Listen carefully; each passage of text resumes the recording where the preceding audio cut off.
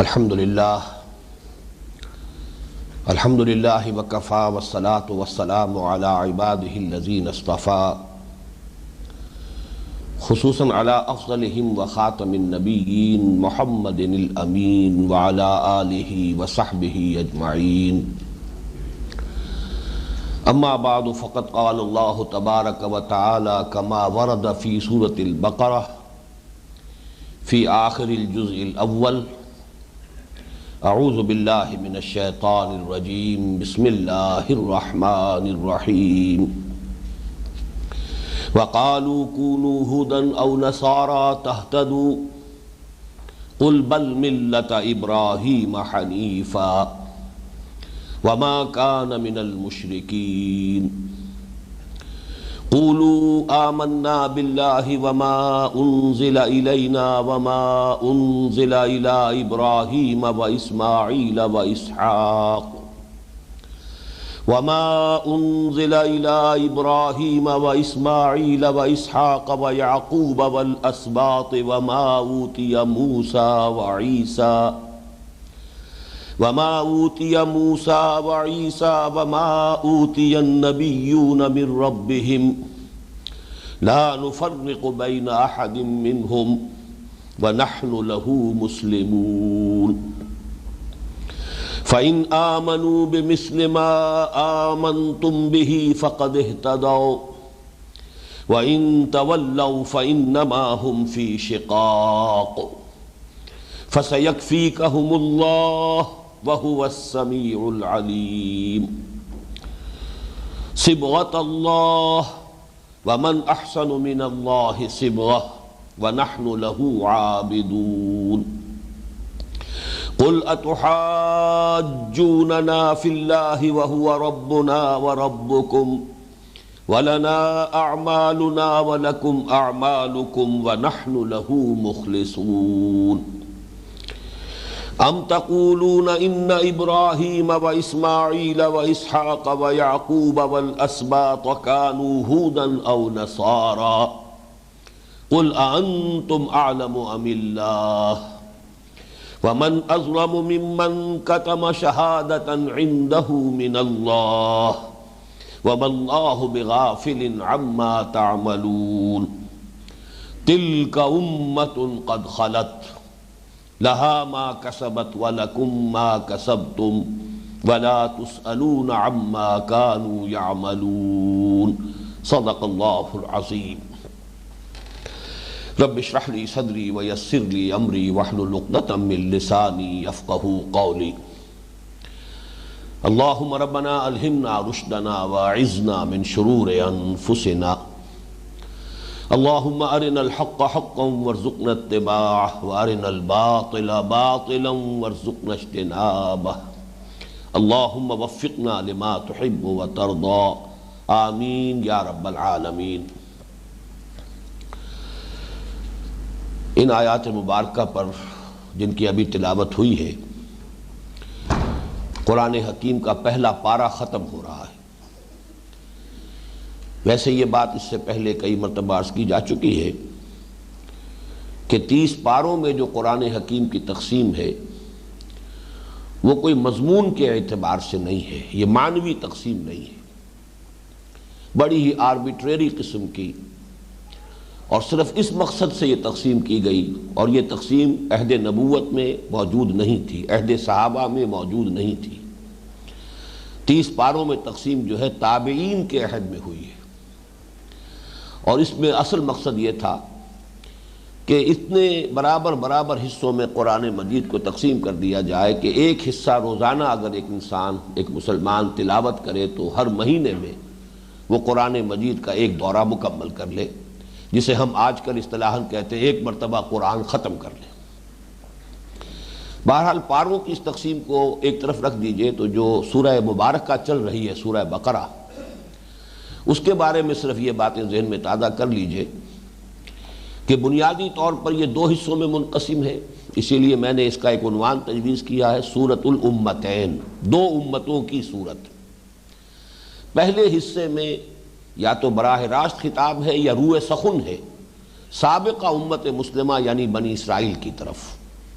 یہ 18 رکوعوں پر مشتمل ہے جس میں 152 آیات آ جاتی ہیں۔ دوسرا حصہ جو ہے وہ موجودہ امت مسلمہ یعنی امت محمد صلی اللہ علیہ وسلم سے خطاب پر مشتمل ہے۔ اس میں رکوع 22 ہے، آیات 134 ہیں، تو گویا کہ رکوعوں کی تعداد پہلے حصے میں کم ہے، 18 ہے 22 کے مقابلے میں،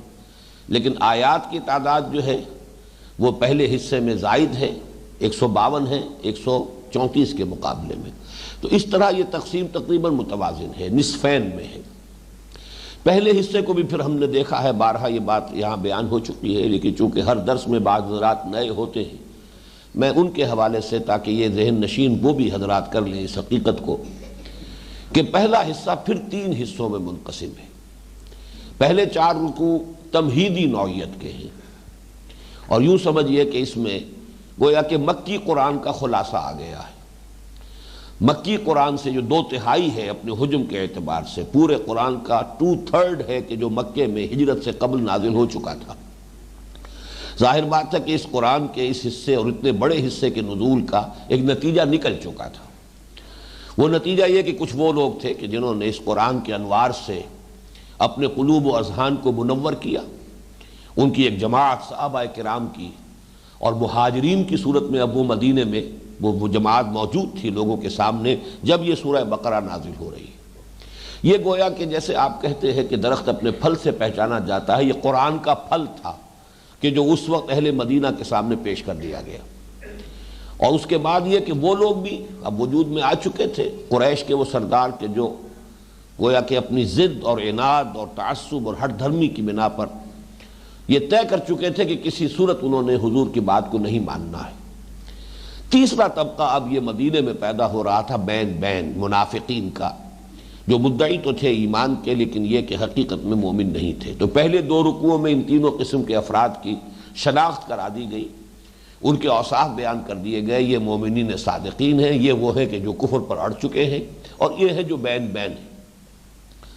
تیسرے رکوع میں قرآن مجید کی دعوت کا خلاصہ، پورے مکی قرآن کی دعوت کا خلاصہ۔ چوتھے رکوع میں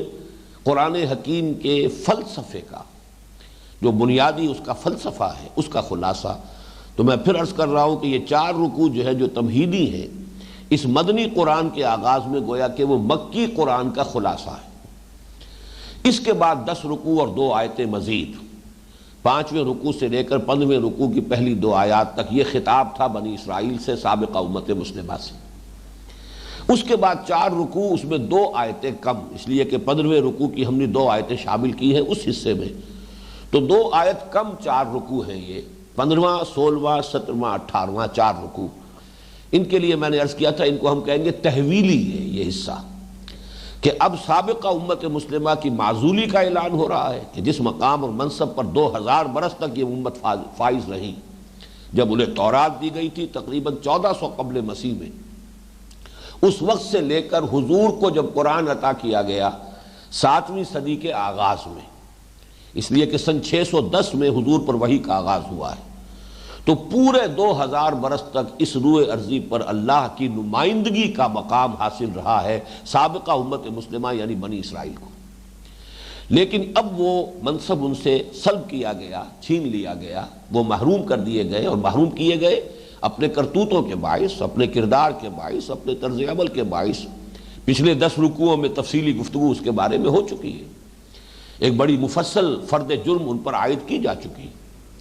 لیکن اب جو ہے یہی منصب عطا ہو رہا ہے امت محمد کو صلی اللہ علیہ وسلم، اور یہ جو تحویل منصب ہے، ایک امت سے منصب لے کر دوسری امت کو منتقل کرنا، اس کی علامت کے طور پر، اس کے سمبل کے طور پر تحویل قبلہ ہوا ہے۔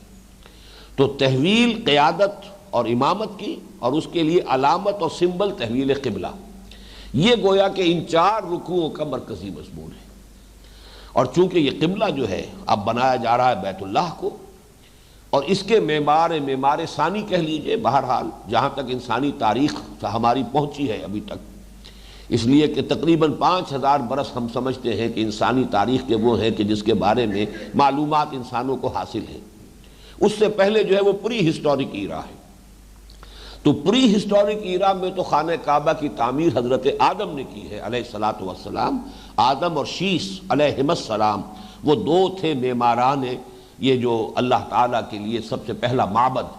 ان اول بیت وضع للناس للذی بمکہ، پہلا گھر جو بنایا گیا تعمیر ہوا ہے خدا واحد کی عبادت کے لیے، وہ ہے کہ جو مکے میں ہے۔ لیکن اس کی تعمیر ثانی ہوئی ہے حضرت ابراہیم اور حضرت اسماعیل کے ہاتھوں، اور حضرت ابراہیم قدر مشترک بھی ہے۔ سابقہ امت مسلمہ بھی انہی کے نسل میں سے تھی، حضرت ابراہیم کے بیٹے حضرت اسحاق، ان کے بیٹے حضرت یعقوب، اور ان کا چونکہ لقب یا خطاب جو ہے وہ ہے اسرائیل، تو بنی اسرائیل جو ہے وہ اسرائیل کی اولاد، یہ سابقہ امت مسلمہ تھی، اور اسرائیل جو ہے پوتے ہیں حضرت ابراہیم کے۔ نئی امت مسلمہ کی تاسیس ہو رہی ہے بعثت محمدی کی بنیاد پر، اور محمد صلی اللہ علیہ وسلم آپ حضرت اسماعیل کی نسل سے ہیں، وہ بیٹے ہیں حضرت ابراہیم کے، تو گویا کہ قدر مشترک شخصاً بھی حضرت ابراہیم ہو گئے، اور دوسری طرف یہ کہ یہ خانہ کعبہ جو ہے جو قبلہ بنایا جا رہا ہے اس کے معمار حضرت ابراہیم ہیں۔ اس حوالے سے ہم نے 15ویں رکوع میں دیکھا کہ بڑی تفصیل سے حضرت ابراہیم حضرت اسماعیل کا ذکر آیا، پھر یہ کہ خانہ کعبہ کی تعمیر کا ذکر آیا، خانہ کعبہ کی تعمیر کے وقت ان کے جو جذبات تھے، جو دعائیں وہ کر رہے تھے باپ بیٹا علیہم الصلاۃ والسلام، وہ دعا بیان کی گئی کہ انہی کی دعا میں یہ بھی چیز بھی شامل تھی کہ اللہ ہماری اس نسل میں کہ جو ہم نے یہاں آباد کی ہے تیرے گھر کے پاس، اب ایک ایسی امت مسلمہ برپا کی جو کہ جن میں تو خود انہی میں سے کسی کو رسول کی حیثیت سے مبعوث کرے، اور وہ رسول انہیں تیری آیات سنائے اور ان کو کتاب اور حکمت کی تعلیم دے اور ان کا تزکیہ کرے۔ تو در حقیقت بعثت محمدی اسی دعا ابراہیم و اسماعیل کا ظہور ہے، اور یہ خانہ کعبہ جو ہے در حقیقت انہی ابراہیم کا تعمیر کردہ ہے۔ تو اب اس اعتبار سے گویا کہ اس کو تسہیل کی جا رہی ہے، چونکہ بڑا مشکل مرحلہ تھا تحویل قبلہ کا، اس کی تسہیل کے لیے یہ ساری تمہیدی جو گفتگو ہو رہی ہے وہ اس کے لیے ہے، پیلیٹیبل ہو جائے، آسانی سے قابل قبول ہو جائے، اذہان و قلوب اس کو قبول کرنے کے لیے تیار ہو جائے، یہ ساری گفتگو اسی تحویل قبلہ کی تمہید ہے۔ اب اس میں تقریباً 1.5 رکوع ہم پڑھ چکے ہیں، اب یہ 16ویں رکوع کا نصف آخر جو ہے وہ آج ہمیں پڑھنا ہے۔ وَقَالُوا كُونُوا هُودًا أَوْ نَصَارَىٰ تَهْتَدُوا، اور وہ یہ کہتے ہیں، قالو اس کے فاعل کون ہیں؟ یہود اور نصارہ، اور خاص طور پر اس وقت جو ہے اصلاً جو ہے یہودی تھے۔ وَقَالُوا كُونُوا هُودًا أَوْ نَصَارَىٰ تَهْتَدُوا قُلْ بَلْ مِلَّةَ إِبْرَاهِيمَ حَنِيفًا، وہ کہتے ہیں کہ یہودی بن جاؤ یا نصرانی بن جاؤ تب تم ہدایت پر ہوگے۔ یہ در حقیقت نبی اکرم صلی اللہ علیہ وسلم کی بعثت کے بعد جو ایک سخت مشکل میں مبتلا ہو گئے تھے، کیا کریں اور کس طریقے سے جو لوگ حضور کی دعوت کی پر لبیک کہہ رہے ہیں اور قبول کرتے چلے جا رہے ہیں، انہیں روکیں تو کیسے روکیں؟ اس کے لیے انہوں نے، جیسا کہ ہم اس سے پہلے بھی آیت نمبر 111 میں پڑھ چکے ہیں، وَقَالُوا لَن يَدْخُلَ الْجَنَّةَ إِلَّا مَنْ كَانَ هُودًا أَوْ نَصَارَىٰ تِلْكَ أَمَانِيُّهُمْ قُلْ هَاتُوا بُرْهَانَكُمْ إِن كُنتُمْ صَادِقِينَ۔ وہ یہ کہتے تھے، اگرچہ آپس میں یہودی اور نصرانی جو ہے ان کے آپس میں شدید اختلافات تھے، بڑے نزاعات تھے، یوں سمجھیے کہ آپس میں بیر تھا ان کے، اس لیے کہ عیسائی جسے اپنا خدا سمجھتے ہیں یا خدا کا بیٹا سمجھتے ہیں حضرت عیسیٰ علیہ السلام کو، اس کو سولی دینے والے یہودی تھے، لیکن یہ کہ مسلمانوں کے مقابلے میں وہ دونوں گویا کہ ایک دوسرے کے ساتھ یکجا ہو کر متحدہ محاذ بنا کر کہہ رہے ہیں کہ ٹھیک ہے، یہودیت بھی حق ہے اور نصرانیت بھی حق ہے، کسی کو اگر حق کی پیروی کرنی ہے تو یہ دو ہی راستے ہیں، یہودی ہو جائے یا نصرانی ہو جائے۔ اسی طرح جیسا کہ وہ قول میں نے ابھی آپ کو سنایا جو آیت نمبر 111 میں نقل ہوا ہے، نہیں داخل ہو سکے گا ہرگز جنت میں مگر صرف وہی جو یا یہودی ہے یا نصرانی ہے۔ اگرچہ ان دونوں آیات کی تعبیر مفسرین نے دونوں طور پر کی ہے کہ قالو علیحدہ علیحدہ ہے، یہودی کہتے ہیں کہ یہودی ہو جاؤ تو ہدایت پاؤ گے، اور نصرانی کہتے ہیں کہ نصرانی ہو جاؤ تو ہدایت پاؤ گے، لیکن یہاں ایک قالو میں دونوں کے قول کو جمع کر لیا گیا۔ ایک تعبیر یہ ہے کہ اس وقت بھی ان کے مابین یہ باہمی مفاہمت نہیں تھی بالفعل، بلکہ بجائے اس کے کہ یہ کہا جاتا کہ یہودی یہ کہتے ہیں کہ یہودی ہو جاؤ تب ہدایت پاؤ گے، اور نصرانی یہ کہتے ہیں کہ نصرانی ہو جاؤ تب ہدایت یافتہ ہوگے، ان دو جملوں کو ایک جملے میں سمو لیا گیا ایجاز کی خاطر، اختصار کی خاطر، کہ وہ یہ کہتے ہیں کہ یہودی ہو جاؤ یا نصرانی ہو جاؤ تب ہدایت یافتہ ہوگے۔ ایک دوسری رائے وہ ہے جو میں پہلے عرض کر چکا ہوں کہ یہ اصل میں مسلمانوں کی مخالفت کی شدت میں ان کا ایک متحدہ محاذ گویا کہ بن گیا ہے، اور جیسا کہ ہوتا ہے عام طور پر آپس میں چاہے کتنی ہی دشمنی ہو، لیکن یہ کہ اگر کوئی مشترک دشمن سامنے ہو جائے تو وہ باہمی دشمنی، بہت سے ہوتا ہے معاملہ بھائیوں میں آپس میں بہت اختلاف ہے اور بہت چپقلش ہے، لیکن یہ کہ اگر کوئی باہر سے کوئی ایک شخص جو ہے کسی طرف سے ایک مشترک دشمن سامنے آ جائے تو وہ بھائی متحد ہو جایا کرتے ہیں۔ اس قسم کا معاملہ جو ہے یہ بھی ایک رائے ہے کہ یہ در حقیقت ان کا قول تھا اسی مفاہمت باہمی پر مبنی، کہ بھئی ٹھیک ہے یہ دونوں دین جو ہیں برحق ہے، یہودیت بھی اور نصرانیت بھی۔ اب کسی کو اگر ہدایت کی طلب ہے، کوئی طالب حق ہے، تو اس کے لیے دونوں راستے کھلے ہیں، تیسرا راستہ کوئی نہیں۔ قل، اے نبی کہہ دیجئے صلی اللہ علیہ وسلم، بل ملت ابراہیم حنیفہ۔ اب یہاں بل سے پہلے گویا کہ نہیں، لا، نہیں، تمہارا یہ قول غلط ہے، یہ محذوف مانا جائے گا، بلکہ ملت ابراہیمی جو یکسوئی کے ساتھ ہو اختیار کی جائے، یا ملت ابراہیم کی جو کہ یکسو تھے، حنیف تھے، یہ ہے کہ جو ہدایت کا راستہ ہے۔ اب یہاں پر ملت ابراہیم، ملتا، جو کہ یہاں پر یہ منصوب ہے تو یہ مفعول ہے، بل نتبعو، نہیں، ہم تو اتباع کریں گے ملت ابراہیم کی، یا تو وہ فعل جو ہے یہاں پر محذوف مانا جائے گا، یا بل اتبعو ملت ابراہیم حنیفہ، نہیں بلکہ اتباع کرو ابراہیم کے طریقے کی۔ ملت کے لفظ پر گفتگو اس سے پہلے ہو چکی ہے۔ حنیفہ کا لفظ یہاں پہچان لیجئے، حنفہ کہتے ہیں کسی غلط راستے کو، ٹیڑھے راستے کو چھوڑ کر سیدھے راستے پر آ جانا۔ اور فقہ اللغہ کے اعتبار سے عربی زبان میں جو الفاظ جن کے کہ مادے قریبی ہوتے ہیں، مشابہ ہوتے ہیں، ان کے مابین معنوی بھی بڑا قرب ہوتا ہے، بہت ربط ہوتا ہے۔ اب حنفہ، اس میں صرف ایک نقطے کا اضافہ کیجئے، جنفہ، حنفہ جنفہ، جیم اور ہے، جنفہ کے معنی ہے سیدھے راستے سے بھٹک کر کوئی کج راستہ اختیار کر لینا، جیم کے ساتھ ہے تو کجی اختیار کر لینا سیدھے راستے کو چھوڑ کر، اور ہے کے ساتھ ہے حنفہ، تو تمام غلط راستوں کو چھوڑ کر سیدھے راستے پر آ جانا۔ تو کس قدر قریب کے دونوں الفاظ ہیں، جیسے کہ وہ آیت مبارکہ قرآن مجید میں ہے، آگے چل کر آئے گی، بہت قریبی، زیادہ دور نہیں ہے۔ فمن خاف من موص جنفا او اثما، اگر اندیشہ یہ ہو کہ کسی وصیت کرنے والے نے کوئی ٹیڑھا راستہ اختیار کیا ہے، کوئی جانبداری برتی ہے، یا کسی گناہ کا ارتکاب کیا ہے، تو اگر اصلاح کر دی جائے اس میں تو فلا اثم علیہ، تو کوئی گناہ کی بات نہیں ہے۔ یہ نہیں ہے کہ وصیت کرنے والا جو لکھ گیا بس وہ پتھر کی لکیر ہے، اس میں کوئی تبدیلی نہیں ہو سکتی۔ اگر لوگ دیکھیں کہ اس نے زیادتی کی ہے، غلطی کی ہے، تو باہمی مشاورت سے، باہمی اتفاق سے اس میں تبدیلی کی جا سکتی ہے۔ فمن خاف من موص جنفا او اثما، تو جنفن کہتے ہیں کہ میلان عن الحق، حق سے ہٹ گیا، اور حریف یہ ہے کہ ہر طرح کے جتنے بھی غلط راستے ہیں، اس لیے کہ راستہ سیدھا تو ایک ہوگا، غلط راستے بے شمار ہوں گے، تو تمام غلط راستوں سے اور تمام غلط سمتوں سے ہٹ کر سیدھے راستے پر آ جانا، یکسو ہو جانا، یک رنگ ہو جانا، یہ حنیف ہے۔ البتہ اس میں پھر تفصیلی اختلاف ہے کہ یہ حنیفن جو ہے یہ حال ہے، کس کا حال ہے؟ عام رائے یہ ہے کہ ابراہیم، بل ملت ابراہیم حنیفہ، نہیں بلکہ پیروی کرو ملت ابراہیم کی، اور ابراہیم کون تھے؟ جو حنیف تھے، یکسو تھے تمام، جیسے کہ ان کا قول جو ہے سورہ انعام میں نقل کیا گیا ہے، انی وجہت وجہی للذی فطر السماوات والارض حنیفا وما انا من المشرکین، میں نے تو تمام اطراف سے رخ موڑ کر اپنا چہرہ اور اپنا رخ سیدھا کر لیا ہے اس ہستی کی طرف جس نے آسمان اور زمین پیدا فرمائے۔ وہاں سے یہ لفظ حنیف جو ہے یوں سمجھیے کہ حضرت ابراہیم علیہ السلام کی ایک ایسی صفت بن گئی ہے کہ جو لا ینفک ہے، بلکہ اس سے آگے ایک اور صفت ہے ان کی کہ جو لا ینفک ہے، جہاں ان کا ذکر ہوتا ہے اس کا تذکرہ ضرور ہوگا، وما کان من المشرکین، اور وہ مشرکین میں سے ہرگز نہیں تھے۔ یہ گویا کہ سب سے بڑا، میں عرض کیا کرتا ہوں، ٹیسٹیمونیل، سب سے بڑی سند، سب سے بڑا جو ہے سرٹیفکیٹ جو اللہ تعالیٰ کی طرف سے حضرت ابراہیم کو عطا ہوتا ہے قرآن مجید میں، اکثر و بیشتر آپ دیکھیں گے جہاں حضرت ابراہیم کا تذکرہ ہے وما کان من المشرکین،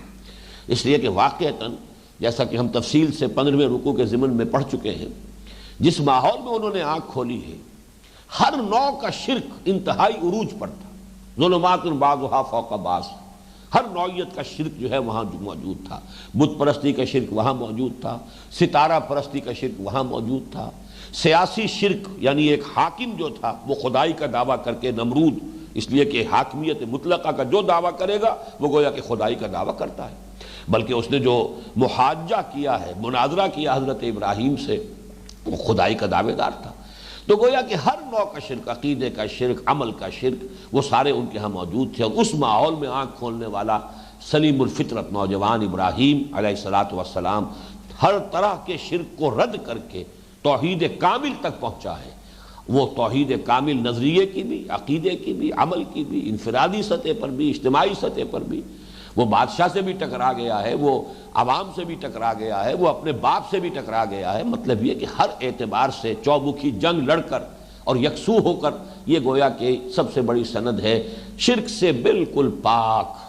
براہیمی نظر پیدا مگر مشکل سے ہوتی ہے، ہوس چھپ چھپ کے سینوں میں بنا لیتی ہے تصویریں۔ ابراہیم کے مقام تک پہنچنا آسان کام نہیں ہے۔ کہیں سینے کے اندر غیر اللہ کی محبت ہی غالب آ گئی ہے اللہ کے اوپر، اللہ کی محبت پر، آپ کو پتہ بھی نہیں چلا اور آپ مشرک ہیں۔ دولت کی محبت اللہ کی محبت سے بالا تر ہو گئی تو مشرک ہیں، چاہے آپ کسی بت کو سجدہ نہیں کرتے، چاہے آپ نے کسی بھی اس دیوی کو نہیں پوجا ہے کہ جس کے بارے میں ہندوؤں کا عقیدہ ہے کہ وہ جس پر مہربان ہو جائے پھر اس کی دولت کی ریل پیل ہو جاتی ہے، دیوی کو آپ نے نہیں پوجا، لیکن اس دیوی کو وہ پوجتے ہیں دولت کی محبت میں۔ دولت کی محبت آپ کے اندر اتنی ہے جتنی اس ہندو کے اندر ہے، تو در حقیقت پھر آپ بھی اتنے ہی بڑے مشرک ہیں، چاہے آپ نے اس دیوی کی کو مورتی جو ہے اس کو کبھی سجدہ نہیں کیا ہے۔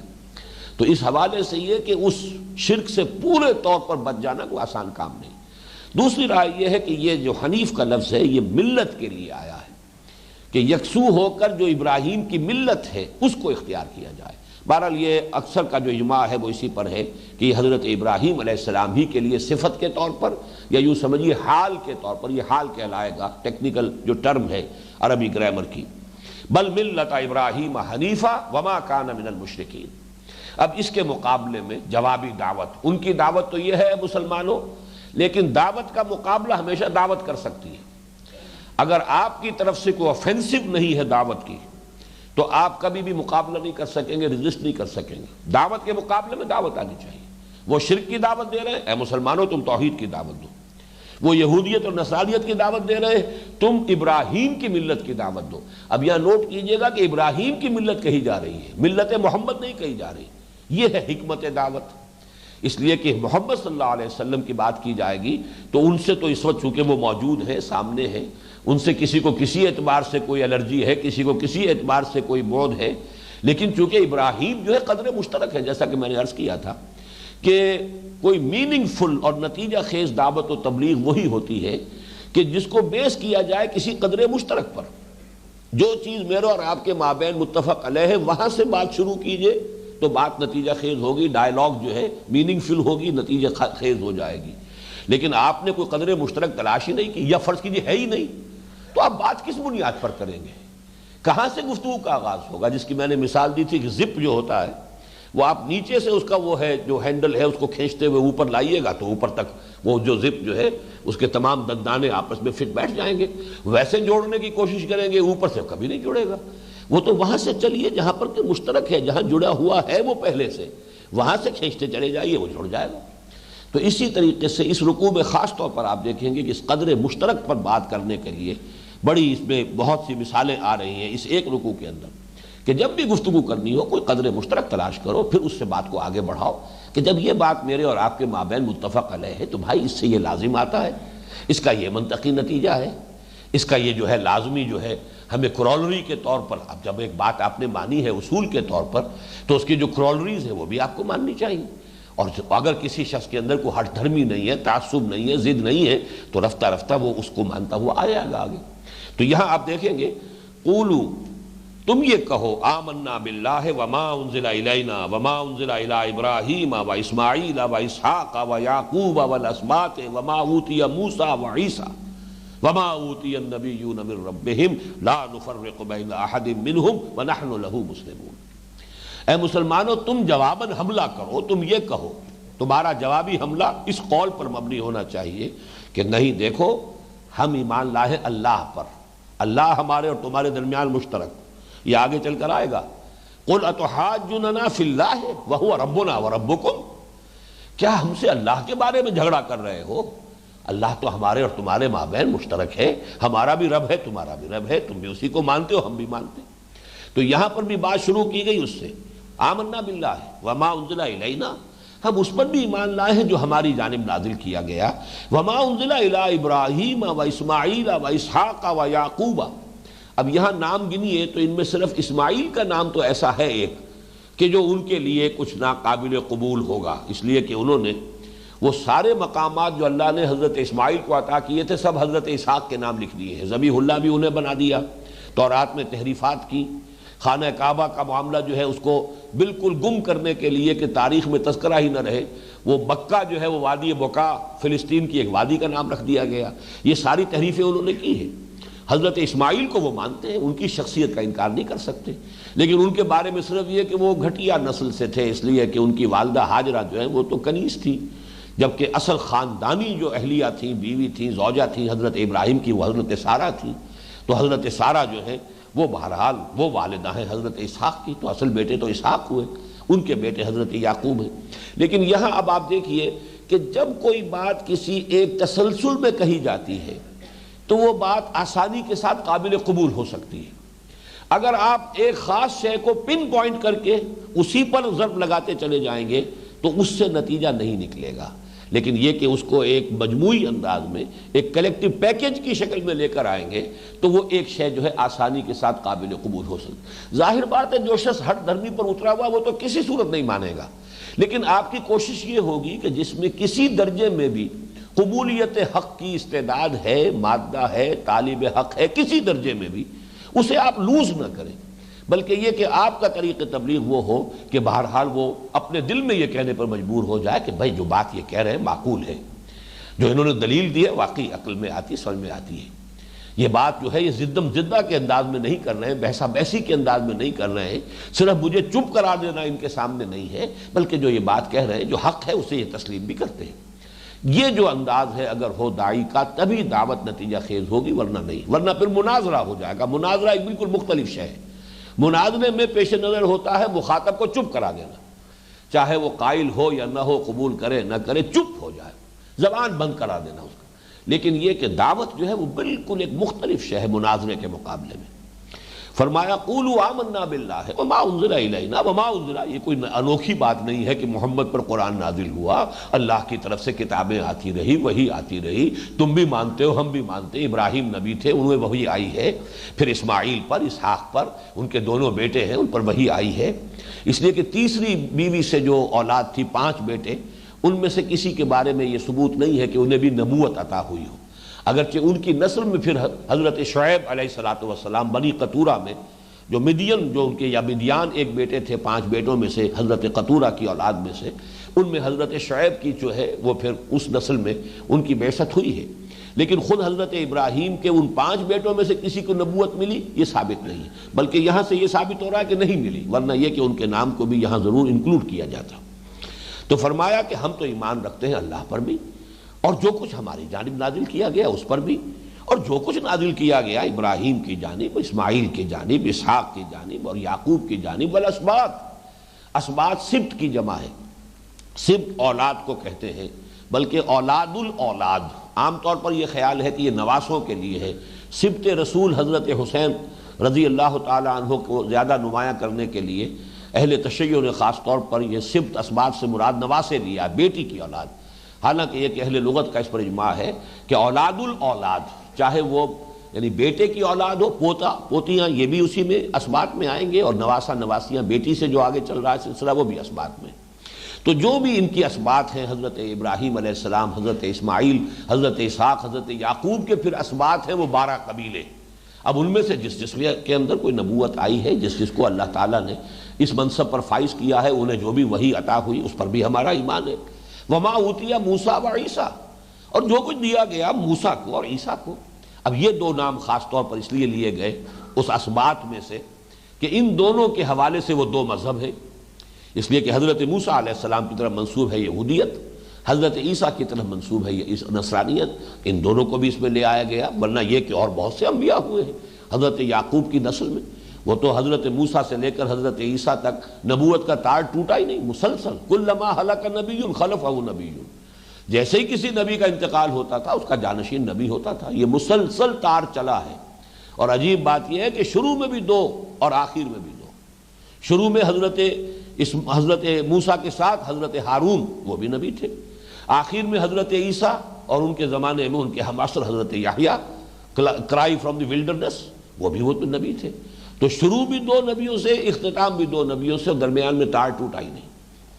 وما اوتی النبیون من ربہم، یعنی ناموں پر کیا دار و مدار انحصار، تمام نبیوں کو جو کچھ بھی دیا گیا ان کے رب کی طرف سے ہم سب پر ایمان رکھتے ہیں۔ وَلَا نُفَرِّقُ بَيْنَ أَحَدٍ مِّنْهُمْ، اور ہم ان میں سے کسی کے مابین تفریق نہیں کرتے۔ اس لفظ کو پہچان لیجیے، تفریق کسے کہتے ہیں؟ علیحدہ کر دینا۔ فرق اور خرق یہ تمام الفاظ، فلق کے معنی بھی پھاڑ دینا، خرق کے معنی بھی پھاڑ دینا، فرق کے معنی بھی پھاڑ دینا، یہ علیحدہ، یہ بھی وہ فقہ اللغہ جو قریب قریب کے الفاظ ہوتے ہیں ان کے اندر مفہوم کے اعتبار سے بھی قرب اور معنویت ہے۔ تو یہ جو پھاڑ دینا ہے یہ اس معنی میں کہ ایک رسول کو مانے ایک ان کو نہ مانے، یہ تفریق ہے۔ اس کے مقابلے میں ایک لفظ ہے تفضیل، ایک کو دوسرے پر فضیلت دینا، یہ انبیاء کے مابین قرآن مجید سے ثابت ہے۔ چنانچہ تیسرے پارے کی پہلی آیت ہے تلک الرسل فضلنا بعضهم علی بعض، یہ وہ رسول ہیں کہ جن میں سے ہم نے بعض کو بعض پر فضیلت دی ہے۔ تو تفضیل تو ہے، فضیلت تو ہے، تفریق اگر کی جائے گی تو کفر ہو جائے گا، کیونکہ یہ ایک ہے۔ ہذہ امتکم امۃ واحدہ، یہ تمہاری ایک امت ہے، تمام انبیاء اللہ کے جتنے بھی نبی اور رسول ہیں وہ ایک امت ہے۔ ان میں تفریق کی تو ایک کو بھی نہیں مانا تو وہ کفر ہو گیا، سب کا انکار ہے، ایک کا انکار سب کا انکار۔ اس حوالے سے یہ جو بات میں آپ نے دیکھا ہوگا سورہ بقرہ کے آخر میں بھی آیت جو آتی ہے لاسٹ بٹ ون، آمن الرسول بما انزل الیہ من ربہ والمؤمنون کل آمن باللہ وملائکتہ وکتبہ ورسلہ لا نفرق بین احد من رسلہ، یہ بڑی اہمیت کے ساتھ، اہتمام کے ساتھ، اس لیے کہ اصل میں اسی بنیاد پر ہم انہیں دعوت دے رہے ہیں، ہم سب کو مانتے ہیں، تم بھی مانو، تم کیوں اڑ کر رہ گئے ہو، کھڑے ہو کر رہ گئے ہو، کیوں نہیں تسلیم کر رہے؟ ہم سب کو مانتے ہیں، ہم نفی نہیں کر رہے موسیٰ کی، ہم نفی نہیں کر رہے عیسیٰ کی، ہم ان سب کو مانتے ہیں کہ اللہ کے نبی تھے، اللہ کے رسول تھے، جلیل القدر پیغمبر تھے، انہیں کتابیں دی گئی، تورات دی گئی، انا انزلنا التوراۃ فیہا ھدی ونور، ہم ہی نے تورات نازل کی تھی، اس میں ہدایت بھی تھی، نور بھی تھا، ہم نے ہی انجیل عطا کی تھی عیسیٰ کو، عیسیٰ ابن مریم کو، اس میں ہدایت بھی تھی، نور بھی تھا، ہم تو ان سب کو ایکنالج کر رہے ہیں، تسلیم کر رہے ہیں۔ لا نفرق بین احد منہم، ایک کی بھی تفریق ہم نہیں کرتے ان میں سے، ان کو من حیث الجماع، ایک امت کی حیثیت سے ہم سب کو تسلیم کرتے ہیں۔ وَنَحْنُ لَهُ مُسْلِمُونَ، یہاں نوٹ کیجئے گا ان آیات میں یہ 3 مرتبہ آ رہا ہے، نحن لہو مسلمون، نحن لہو عابدون، نحن لہو مخلصون، 3 الفاظ آئیں گے، اور اس کے حوالے سے ذرا نوٹ کر لیجئے یہ 3 کے درجے قرآن مجید میں کئی جگہ پر آئے ہیں، اور حدیث جبرائیل میں بھی اسلام، ایمان، احسان 3 درجے ہیں۔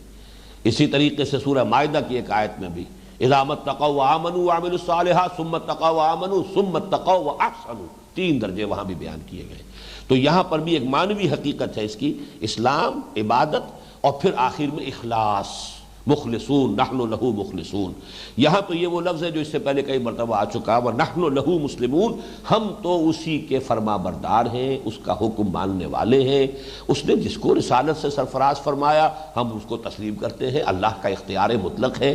جس کو چاہے وہ چن لے، جس کو چاہے پسند کر لے، اس کی حکمت بالغہ ہے، نبوت کس کو عطا فرمائے،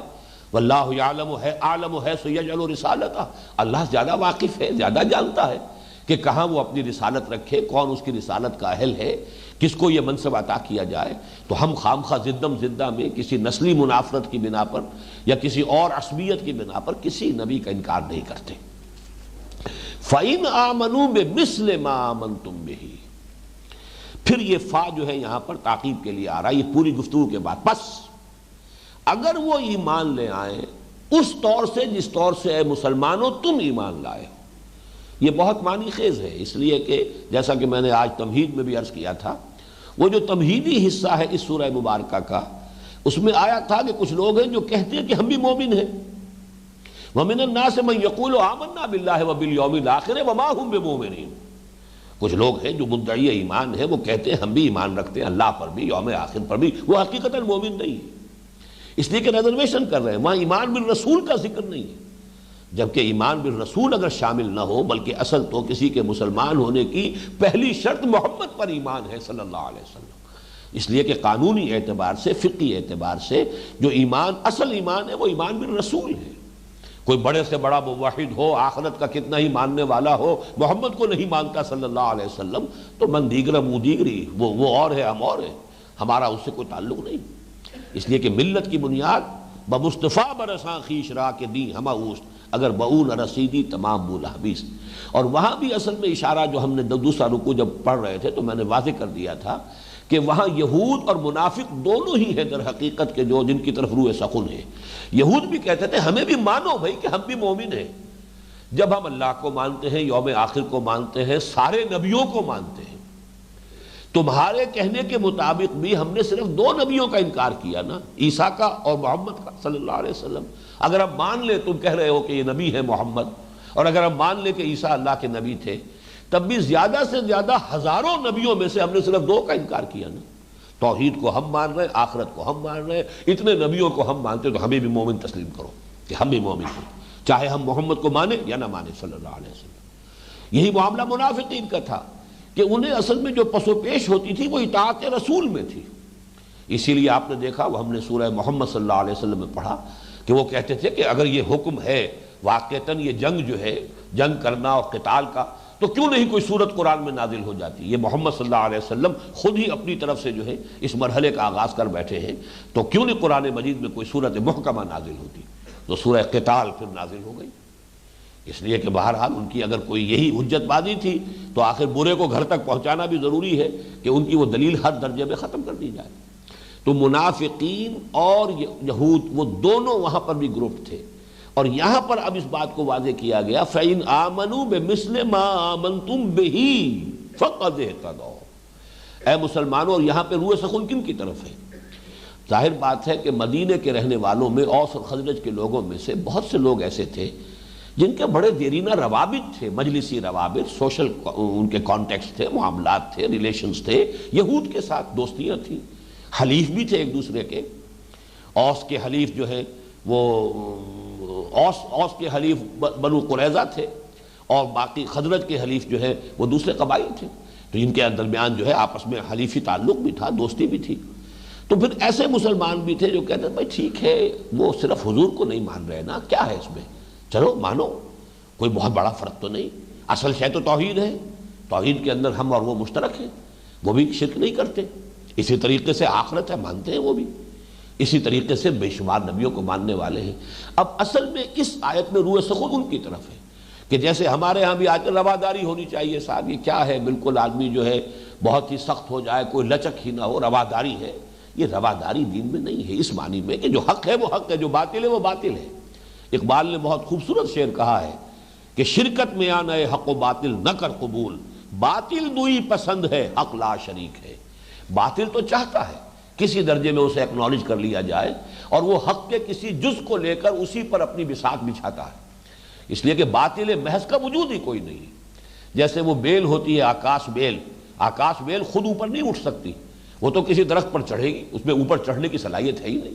درخت ہوگا تو چڑھے گی۔ تو باطل کی حیثیت یہ ہے کہ خود کھڑا رہ ہی نہیں سکتا، حق کے کسی جز کو قبول کرتا ہے، اس کے بل پر کھڑا ہوتا ہے۔ تو باطل دو ہی پسند ہے، باطل تو چاہے گا کہ حق کے کسی حصے کو وہ قبول کرے، اس لیے کہ اس کے بغیر اس کا وجود ہی کوئی نہیں، لیکن حق لا شریک ہے۔ حق کسی باطل کے ساتھ کوئی مصالحت، کوئی کمپرومائز، کوئی گیو اینڈ ٹیک کر کے معاملہ کرنے کے لیے تیار نہیں۔ باطل دوئی پسند ہے، بہت میں سمجھتا ہوں بڑا حکیمانہ شعر ہے۔ باطل کی فطرت میں ہے کہ وہ تو چاہے گا کہ کسی نہ کسی درجے میں کوئی مصالحت ہو جائے، کوئی آمیزش ہو جائے، حق کا کوئی جز میں اختیار کر لوں تاکہ میرے اندر مقاومت پیدا ہو، ریڑھ کی ہڈی مجھے ملے جس کے بل پر میں سارا تانا بانا جو ہے اپنے باطل نظریات کا جو ہے اس کے گرد بن سکوں۔ باطل دوئی پسند ہے حق لا شریک ہے، شرکت میں آنا ہے حق و باطل نہ کر قبول۔ وہی بات یہ ہے کہ فَإِنْ آمَنُوا بِمِثْلِ مَا آمَنْتُمْ بِهِ فَقَدِ اهْتَدَوْا۔ اے مسلمانوں، پھر اگر یہ ایمان لائے اس طور سے جس طور سے تم ایمان لائے، کوئی ریزرویشنز نہ ہو، کسی نبی کا انکار نہ ہو، کسی معاملے کے اندر بھی کوئی انہوں نے کوئی وہ کمپرومائز نہ کیا ہو باطل کے ساتھ، اگر وہ اس طور سے ایمان لائے فَقَدِ اهْتَدَوْا، تب وہ ہدایت پر ہوں گے۔ اب یہ جواب ہوا اس کا وَقَالُوا كُونُوا هُودًا أَوْ نَصَارَىٰ تَهْتَدُوا۔ انہوں نے یہ کہا تھا کہ یا تو یہودی بن جاؤ یا نصرانی بن جاؤ، تب تم ہدایت یافتہ ہوگے۔ یہاں اب جواب مکمل ہوا، فَإِنْ آمَنُوا بِمِثْلِ مَا آمَنْتُمْ بِهِ فَقَدِ اهْتَدَوْا وَإِنْ تَوَلَّوْا، اور اگر وہ پیٹھ موڑ لیں، روگردانی کریں، فَإِنَّمَا هُمْ فِي شِقَاقٍ، یہ لفظ ذرا اچھی طرح سمجھ لیجئے۔ شقاق کہتے ہیں زدم زدہ، بغض، جس کو بعض اوقات ہم اپنی زبان میں کہتے ہیں للہ بغض۔ کسی سے کوئی ایسی نفرت ہو جاتی ہے، للہ بغض ہو جاتا ہے کہ اس کی ہر بات کی نفی کرنی ہی کرنی ہے، اس کی بات کو کہ کتنی ہی حق ہو، کتنا ہی دل اسے قبول کر رہا ہو، دماغ بھی تسلیم کر رہا ہو، نہیں ماننا، یہ شقاق ہوتا۔ فَإِنَّمَا هُمْ فِي شِقَاقٍ، اور اگر یہ اس طور سے ایمان لانے کے لیے تیار نہیں ہے تو اے مسلمانوں، چاہے یہ کتنے ہی اپنی جو ہے خلوص اور اخلاص کا تمہیں یقین دلائیں، کتنی ہی قسمیں کھائیں، لیکن جان لو فَإِنَّمَا هُمْ فِي شِقَاقٍ، یہ زدم زدہ میں، بغض میں، عناد میں، للہ عداوت جو ہے ان کے اندر پیدا ہو چکی ہے، اور یہ ماننے والے نہیں۔ یہاں سارا روئے سخن پھر نوٹ کیجئے گا ان مسلمانوں کی طرف ہے جو ان کی وہ جو لیپا پوتی تھی یا چاپلوسانہ گفتگو ہوتی تھی، رواداری کے انداز میں، جیسے آج کل وعظ کہے جاتے ہیں، اور یہ چیزیں وہ ہے کہ جو بہرحال کچھ نہ کچھ لوگوں کو اپیل کر جاتی ہیں کہ ہاں بھائی ٹھیک ہے، آخر یہ لوگ بھی ہیں، ان کو اکوموڈیٹ کرنا چاہیے، آدمی کو کسی نہ کسی درجے میں جو ہے وہ ایکنالج کرنا چاہیے ان کو بھی۔ لیکن یہاں یہ کہ جب تک ملت کا علیحدہ تشخص پورے طور سے برقرار نہ ہو، قائم نہ ہو، اس کو پوری طرح گارڈ نہ کیا جائے، جیسے ہندوستان میں ایک بہت اہم مرحلے پر جبکہ یہ امت کا اور ملت کا تشخص ختم ہو رہا تھا دین الہی یا دین اکبری کے ذریعے سے، تو حضرت مجدد الفسانی کھڑے ہوئے ہیں رحمت اللہ علیہ، اور جس طریقے سے انہوں نے تشخص، اور اس میں خاص طور پر ان کے مکتوبات کو دیکھیے گا تو اتباع شریعت اور اطاعت محمد صلی اللہ علیہ وسلم سب سے زیادہ زور ان کے ہاں جو ہے اسی بات پر ہے۔ لہٰذا اس لیے کہ اسی کے بل پر تو در حقیقت ملت کا تشخص قائم ہے، اس کا علیحدہ جو ایک اپنی ایک آئیڈینٹی ہے، اس کی بنیاد جو ہے وہ در حقیقت سنت رسول ہے، اتباع رسول ہے۔ بمصطفیٰ برساں خیش را کے دی ہم اوست، اگر بہو نہ رسولی تمام بولا بیست۔ تو وہی بات یہاں کہی جا رہی ہے، اگر یہ اس سے روگردانی کرے فَإِنَّمَا هُمْ فِي شِقَاقٍ، تو جان لو کہ پھر وہ زدم زدہ میں ہے، دشمنی میں ہے، بغض اور عناد ان کے دلوں کے اندر ڈیرے ڈالے ہوئے ہے۔ فَسَيَكْفِيكَهُمُ اللَّهُ، اب ذرا نوٹ کیجئے، یہاں جمع کے صیغے کی بجائے فوراً واحد کے صیغے میں اب بات ہو گئی، یہ خطاب اب حضور سے ہے، فَسَيَكْفِيكَهُمُ اللَّهُ، تو اے محمد صلی اللہ علیہ وسلم آپ مطمئن رہے، اللہ ان سب کی ریشہ دوانیوں اور دشمنیوں کے مقابلے میں تنہا آپ کی مدد کے لیے کافی ہے۔ یعنی چاہے مسلمانوں میں سے بھی کچھ لوگ جو ہیں وہ ان کی چاپلوسانہ گفتگو سے متاثر ہو جائیں، وہ بھی کہیں کو رواداری کا آپ کے سامنے آ کر بھی یہ منافقین جو ہیں آپ کو بھی درس جو ہے پڑھانا، سبق پڑھانا شروع کر دیں رواداری کا، لیکن آپ مطمئن رہیے فَسَيَكْفِيكَ، اب یہاں جمع کا صیغہ نہیں ہے، اے محمد یہ واحد کے صیغے میں حضور سے خطاب ہے، مطمئن رہیے اللہ کافی رہے گا آپ کے لیے، ہم یہ گویا کہ ان کے مقابلے میں اللہ کافی ہوگا آپ کے لیے ان کے مقابلے میں۔ فَسَيَكْفِيكَهُمُ اللَّهُ وَهُوَ السَّمِيعُ الْعَلِيمُ، اور وہ سب کوئی سننے والا، سب کچھ جاننے والا ہے، اس کے علم میں ہے جو کچھ وہ کہہ رہے ہیں، جو انہوں نے جو ریشہ دوانیاں کی ہیں، جس طرح کی چاپلوسانہ گفتگوؤں سے بعض مسلمانوں کے دلوں میں کچھ گھر کر لیا ہے، ان کے دلوں میں کچھ نرم گوشہ پیدا کر لیا، اللہ کے علم میں سب ہے، آپ اس پر کوئی تشویش محسوس نہ کریں۔ فَسَيَكْفِيكَهُمُ اللَّهُ، آپ کے لیے تنہا اللہ کافی ہے۔ کیا غم ہے اگر ساری خدائی ہے مخالف، کافی ہے اگر ایک خدا میرے لیے ہے۔ یہ توحید کا وہ تقاضا ہے کہ انسان جو ہے ہر طرح کے مشکل سے مشکل حالات میں بھی بس یہ کہ اگر اللہ میرے ساتھ ہے تو مجھے کسی سے کوئی فکر نہیں، کوئی اندیشہ نہیں، یہ یقین ہونا چاہیے، بس دل گواہی دے۔ اور اگر آپ، جیسے کہ لفظ آ رہا ہے آگے، آپ مخلص ہیں اللہ کے ساتھ تو آپ کو یقین ہوگا کہ اللہ بھی آپ کی مدد کرے گا، یقیناً کرے گا۔ ہاں اگر آپ کوئی اللہ تعالیٰ کے ساتھ چال بازی کر رہے ہیں اور آپ کا ضمیر بتا دے گا کہ تم اللہ کو دھوکہ دے رہے ہو، تم جو کچھ یہ معاملہ کر رہے ہو چال بازی کا معاملہ ہے، تو پھر ایسے شخص کو کبھی یقین نہیں ہو سکتا کہ اللہ اس کی مدد کرے گا۔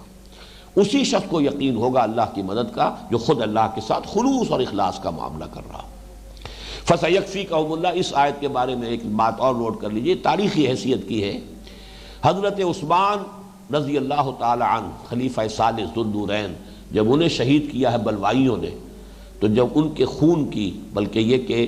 غالباً حضرت نائلہ کے خون کی جو چھینٹیں پڑی ہیں، کیونکہ اس وقت حضرت عثمان رضی اللہ تعالی عنہ وہ قرآن مجید کی تلاوت کر رہے تھے، مصحف کھلا ہوا تھا، یہاں اس لفظ پر فَسَيَكْفِيكَهُمُ اللَّهُ، خون کا وہ دھبا موجود ہے اس نسخے میں جو آج بھی پریزروڈ ہے، وہ نسخہ موجود ہے حضرت عثمان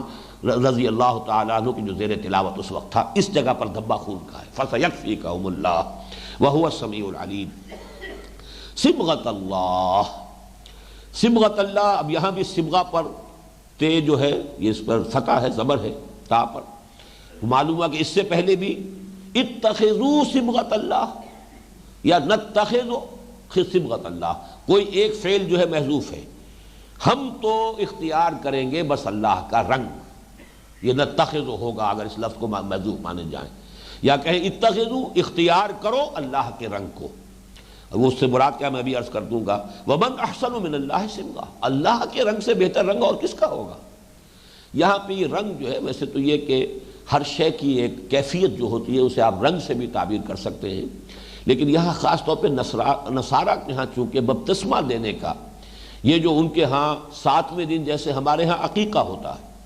ان کے ہاں رسم تھی کہ ایک رنگین پانی سے بچے کو نہلاتے تھے، اور یہ گویا کہ ان کے ہاں وہ رنگ تھا کہ جس سے جو رنگ چڑھ گیا اب دین نصرانیت کا اس بچے کے اوپر، تو اس کے لیے علامت تھی استباغ۔ استباغ صبغ سے ہی بنا ہے، صاد بے غین جو ہے اس کے ساتھ جو ہے استباغ جب بنے گا تے باب افتعال میں تو وہ توئے بن جائے گی، اس کے قرب کی وجہ سے، صاد کے ساتھ مقاربت کی وجہ سے، تو استباغ جسے کہتے ہیں وہ در حقیقت رنگ دینا ہے۔ وہ رنگ دینا یہ رنگین پانی سے وہ بچے کو نہلاتے تھے، ہمارے ہاں تو ولادت کے فوراً بعد بچے کو نہلا دیا جاتا ہے، لیکن ان کے ہاں یہ کہ ہمارے ہاں 7ویں دن عقیقہ ہے، ان کے ہاں 7ویں دن اسے ایک رنگین پانی سے نہلاتے تھے، تو اس سے گویا کہ اب وہ ان کے رنگ، ان کے دین کا رنگ اس پر چڑھ گیا، یہ اس کی طرف تعریض ہے۔ صبغۃ اللہ، بس اللہ کا رنگ، اور اللہ کا رنگ معنوی رنگ ہے، یہ کوئی مادی رنگ نہیں ہے، یعنی اللہ کی بندگی کا رنگ، اللہ کے ساتھ خلوص اور اخلاص کا رنگ، وہ اختیار کرو، اللہ پر ایمان کا رنگ اختیار کرو۔ صبغۃ اللہ، اتخذوا صبغۃ اللہ یا نتخذ صبغۃ اللہ، ومن احسن من اللہ صبغہ، اللہ سے بہتر رنگ اور کس کا ہوگا، ونحن لہ عابدون، اور ہم تو بس اسی کی بندگی کرنے والے ہیں۔ اب یہاں دیکھیے گہرائی پیدا ہوئی ہے اسلام کے مقابلے میں عبادت میں، اس لیے کہ اسلام کے معنی کیا ہے، اطاعت، اور عبادت جب اطاعت شدید محبت کے جذبے سے کی جا رہی ہو، ہمہ تن اطاعت، ہمہ وقت اطاعت، ہمہ وجوہ اطاعت، اور محبت خداوندی کے شدید جذبے کے تحت اطاعت۔ ایک ہوتی مجبوری کو، مارے باندھے کو اطاعت، لہو اسلم من فی السماوات والارض طوعا وکرہا، آسمانوں اور زمین میں جو بھی کوئی ہے یا جو بھی کچھ ہے اللہ ہی کے سامنے جھکا ہوا ہے، اطاعت قبول کیے ہوئے ہے، چاہے اپنی پسند کے مطابق، اپنی مرضی سے، چاہے مجبوراً، تو طوعا اور کرہا۔ لیکن یہ کہ اسلام جو ہے مجبوری کے ساتھ بھی ہو سکتا ہے، اور بلکہ اسلام کے لفظ کی جو اصل حقیقت ہے وہ یوں سمجھیے کہ اگر کسی سے مقابلہ ہو رہا تھا آپ کا، اور آپ جو ہے اس سے کشاکش میں مبتلا تھے، لیکن یہ کہ عین درمیان میں آپ ایک وقت فیصلہ کرتے، سرنڈر کر دیتے، بھائی جنگ ختم، سپر انداز تب اگر جنگ است، اپنی آپ نے جو ذرا اپنی وہ جو سپر ہے وہ ڈال دی، گویا کہ آپ نے سرنڈر کر دیا۔ تو گردن نہادن، سرنڈر کر دینا، اپنے آپ کو سپرد کر دینا، سپردن، یہ در حقیقت اسلام ہے۔ لیکن اسی میں جب رنگ پختہ ہو جائے گا، گہرا ہو جائے گا، اپنی دلی آمادگی کے ساتھ، بلکہ صرف آمادگی نہیں، اللہ تعالیٰ کی شدید محبت کے جذبے سے اگر اللہ کی ہمہ وقت، ہمہ تن، ہمہ وجوہ اطاعت ہے تو وہ عبادت ہے۔ اس پر جو میری کتاب ہے مطالبات دین، اس میں چونکہ ایک چیپٹر یہی ہے، عبادت پر ہے، پہلا تقاضا یہ ہے، یا ایھا الناس اعبدوا ربکم الذی خلقکم والذین من قبلکم لعلکم تتقون، اور قرآن تو یہ کہتا ہے ہم نے انسانوں اور جنوں کو پیدا ہی کیا عبادت کے لیے، وما خلقت الجن والانس الا لیعبدون۔ تو دین کی اصل حقیقت اگر آپ سمجھنا چاہیں گے، اور مطالبات دین میں سے پہلا مطالبہ یہ ہے اللہ کی بندگی، زندگی آمد برائے بندگی، زندگی بے بندگی شرمندگی، تو اس عبادت کی اصل حقیقت کیا ہے؟ اور وہ ابن تیمیہ رحمہ اللہ اور حافظ ابن قیم رحمہ اللہ، ان دونوں نے جو اس کی ڈیفینیشن دی ہے وہ یہ ہے کہ غایت درجے میں اللہ کے سامنے اپنے آپ کو بچھا دینا، غایت الذل مع غایت الخضوع و غایت الحب، انتہا درجے کا اللہ کے سامنے جھکاؤ اور بچھ جانا، اور انتہا درجے کی اس سے محبت، دو چیزیں جمع ہوں گی تو عبادت پیدا ہوگی۔ اور وہ پھر رنگ جو ہے اللہ کا رنگ ہوگا. صبغۃ اللہ ومن احسن من اللہ صبغۃ ونحن له عابدون. قل اتحاجوننا فی اللہ وهو ربنا وربکم. یہ بات پہلے آ چکی ہے، اب صرف یہ کہ اپنے ذہن میں ٹانک لیجئے وہ قدر مشترک. بھائی جھگڑا کس بات پر ہے؟ ہم اللہ کو ماننے والے ہیں، کیا تم نہیں اللہ کو مانتے؟ ہمارے اور تمہارے مابین اللہ مشترک ہے، کس بات میں جھگڑا کر رہے ہو؟ قل اتحاجوننا، یہ بظاہر تو استفہام ہے، کیا ہم سے جھگڑا کر رہے ہو؟ یہ محاجہ یا محاججہ، دو جین جمع ہو گئے تو محاجہ بن گیا، باب مفعلہ ہے. حجت بازی کرنا، دلیل بازی کرنا، یہ محاججہ ہے باب مفعلہ میں. قل اتحاجوننا فی اللہ وہو ربنا وربکم. کہیے تو سوال در حقیقت توبیخ اور زجر کے لیے، یعنی ان کی ملامت انہیں کرنے کے لیے یہ بات، تم ہم سے جھگڑ رہے ہو اللہ کے بارے میں. وَهُوَ رَبُّنَا وَرَبُّكُمْ، وہ تو ہمارا بھی رب ہے تمہارا بھی رب ہے. وَلَنَا أَعْمَالُنَا وَلَكُمْ أَعْمَالُكُمْ، ہمارے لیے ہمارے اعمال ہیں، تمہارے لیے تمہارے اعمال ہیں. جھگڑا کاہے کا ہے؟ کاہے کو تمہیں جو تشویش ہو گئی ہے؟ اب یہاں دیکھیے روح سخون یہود کی طرف ہے کہ تمہیں تشویش کس بات کی ہے؟ محمد اسی اللہ کی اطاعت کی اور عبادت کی تو دعوت دے رہے ہیں جس کو تم بھی مانتے ہو، تو تمہیں تو ویلکم کہنا چاہیے. چلیے تم نہیں مانتے محمد کو، مخالفت تو نہ کرو. اور یہ بالکل جو 5ویں رکوع میں جو بنی اسرائیل سے خطاب شروع ہوا تھا تو آپ نے دیکھا تھا وہاں وَلَا تَكُونُوا أَوَّلَ كَافِرٍ بِهِ، تم تو سب سے پہلے کفر کرنے والے نہ بن جاؤ. تم تو تمہاری کتاب تورات کی وہ تائید کر رہے ہیں، اس کی توثیق کر رہے ہیں. تم جن کو مانتے ہو موسیٰ، ان کی تائید کر رہے ہیں. وہ تو آئے ہیں مصدق لما معکم، جو کچھ تمہارے پاس ہے اس کی تصدیق کرتے ہوئے قرآن نازل ہوا ہے، اس کی تصدیق کرتے ہوئے محمد آئے ہیں. تمہاری کتابیں میں جو پیشین گوئیاں ہیں ان کا مصداق بن کر محمد اور قرآن آئے ہیں صلی اللہ علیہ وسلم. فَلَا تَكُونُوا أَوَّلَ كَافِرٍ بِهِ، تو دیکھو تم ہی سب سے پہلے ان کے مخالف، سب سے بڑھ کر دشمن تم، سب سے بڑھ کر ان کا راستہ روکنے کی کوششیں کرنے والے اور سازشوں پر سازشیں کرنے والے تم. یہ گویا کہ ایک استفہامی انداز میں ملامت ہے، یہ ان کی زجر اور توبیخ ہے، اگرچہ بظاہر سوال ہے. اتحاجوننا فی اللہ وہو ربنا وربکم ولنا اعمالنا ولکم اعمالکم ونحن له مخلصون. ہم تو بالکل اس کے ساتھ اپنے آپ کو خالص کر لینے والے. یہ اخلاص جو ہے، یکسوئی، وہی حنیف، وہی لفظ جو ہے اس کا مفہوم یہ ہے اخلاص، خالص کوئی شے جس میں کوئی آمیزش نہ رہے. ہم نے اپنے آپ کو ہمہ وجوہ اللہ کے حوالے کر دیا ہے. ہم کسی درجے میں کوئی ریزرویشنز نہیں رکھ رہے، کوئی ایکسیپشنز نہیں، کوئی استثناءات نہیں. جو حکم آئے گا سر تسلیم خم ہوگا، جو بھی مطالبہ کیا جائے گا ہم حاضر ہوں گے. ہم نے تو پورے خلوص اور اخلاص کے ساتھ، بغیر کسی آمیزش کے، بغیر کسی ملاوٹ کے، بغیر کسی امپیورٹیز کے، ہم نے خالص اللہ تعالیٰ ہی کی اطاعت اور عبادت کو قبول کر لیا ہے. یہ نوٹ کر لیجئے، یہاں یہ لفظ آیا ہے تقریباً احسان کے ہم وزن. اسلام، ایمان، احسان. یہاں اسلام، عبادت اور اخلاص ہیں وہی تقریباً نسبت ان کے مابین کے جو ان 3 اصطلاحات کے مابین ہیں. ام تقولون ان ابراہیم و اسماعیل و اسحاق و یعقوب والاسباط کانوا ھودا او نصارا. اب یہ دیکھیے دکھتی رگ پر جو ضرب لگی ہے. تم جو کہتے ہو یہودی ہو جاؤ یا نصرانی ہو جاؤ، تو کیا تمہارا قول یہ ہے کہ ابراہیم نصرانی تھے یا یہودی تھے؟ کیا تمہارا کہنا یہ ہے کہ اسحاق یہودی تھے یا نصرانی تھے؟ یہ بالکل دیکھیے ایسی بات ہوگی جیسے آج کوئی کہے کہ بھائی حضور یا آپ صحابہ کے بارے میں کہیں وہ حنفی تھے کہ حنبلی تھے کہ مالکی تھے کہ شافعی تھے، کیا تھے؟ صحابہ کے تو بہت دور کے بعد جو ہے یہ فقہی اختلافات پیدا ہو رہے ہیں. کیوں اس میں اتنے شدید ہو؟ کیوں اس کو تم نے اصل شے بنا دیا ہے؟ اصل شے اسلام ہے. ما انا علیہ واصحابی، اس کی طرف رجوع کرو. ٹھیک ہے، یہ بڑی شخصیتیں ہیں، بڑے ائمہ ہیں، انہوں نے پوری زندگیاں کھپائی ہیں قرآن اور سنت سے استنباط کر کے، استدلال کر کے انہوں نے جو بھی فقہ مرتب کی ہے. ہمارے محسن ہیں، سب ہمارے بزرگ ہیں، سب ہمارے لیے قابل احترام ہیں. لیکن یہ کہ یہ بہرحال یہ جو بھی حنفیت ہو یا شافعیت ہو یا مالکیت ہو یا حنبلیت ہو، یہ صحابہ میں سے تو کہیں ان کا وجود نہیں تھا. یا آج آپ کہیں کہ یہ دیوبندیت اور یہ بریلویت کی آخر کہاں سے آ گئی؟ یہ زیادہ سے زیادہ تاریخ 100 برس. دیوبند کا مدرسہ بنا ہے ابھی کچھ عرصے پہلے، اس کا 100 سالہ جشن بنا تھا. 100-125 برس کی کل تاریخ. لیکن یہ کہ اس میں اس قدر شدت،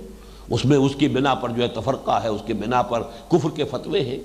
جبکہ آپ کو سوچنا چاہیے کہ یہ صحابہ کرام جو ہے، یا آپ کہیے کہ حضرت امام ابو حنیفہ وہ بریلوی تھے کہ دیوبندی تھے، حنفیوں سے یہ سوال کیا جائے گا، بعین ہی وہی سوال یہاں کیا جا رہا ہے۔ ہوتی ہے بات بالکل سامنے کی، لیکن ذہول ہو جاتا ہے، توجہ ادھر نہیں ہوتی، تو ذرا سے توجہ کرانا جو ہے اصل میں پیش نظر ہوتا ہے۔ جیسے حضرت ابراہیم نے ان کے بت توڑ دیے صرف انہیں چونکانے کے لیے کہ ان کو پوچھتے ہو جو اپنا تحفظ نہیں کر سکتے، ان کو خدا مانا ہے جو تمہیں بتا بھی نہیں سکتے کس نے توڑا،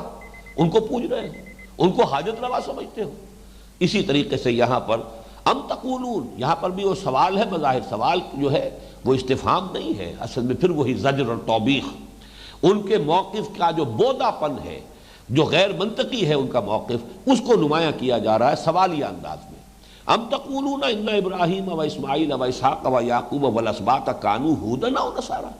کیا تمہارا کہنا یہ ہے کہ ابراہیم اور اسماعیل اور اسحاق اور یعقوب اور ان کے جو نسلیں تھیں، ان کی جو اولاد تھی، یہ یہودی تھے یا نصرانی تھے؟ قل انتم اعلم ام اللہ، اے نبی کہیے کیا تم زیادہ جانتے ہو یا اللہ زیادہ جانتا ہے؟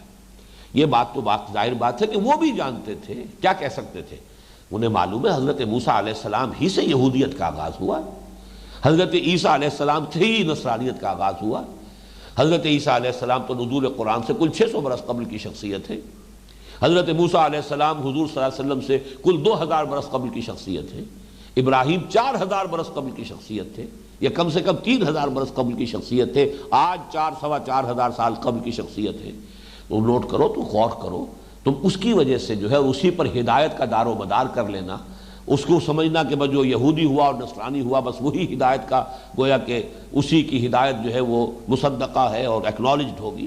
تو یہ تمہارے موقف کا بودا پن ہے۔ ام تقولون ان ابراہیم و اسماعیل و اسحاق و یعقوب والاسباط کانوا ھودا او نصارا، یہاں پھر نوٹ کیجئے اسی فلو میں حضرت اسماعیل کا نام جو ہے ٹانکا گیا ہے،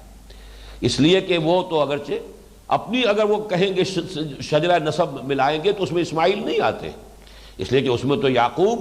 ابن اسحاق ابن ابراہیم، اس شجرے میں براہ راست اسماعیل نہیں ہے،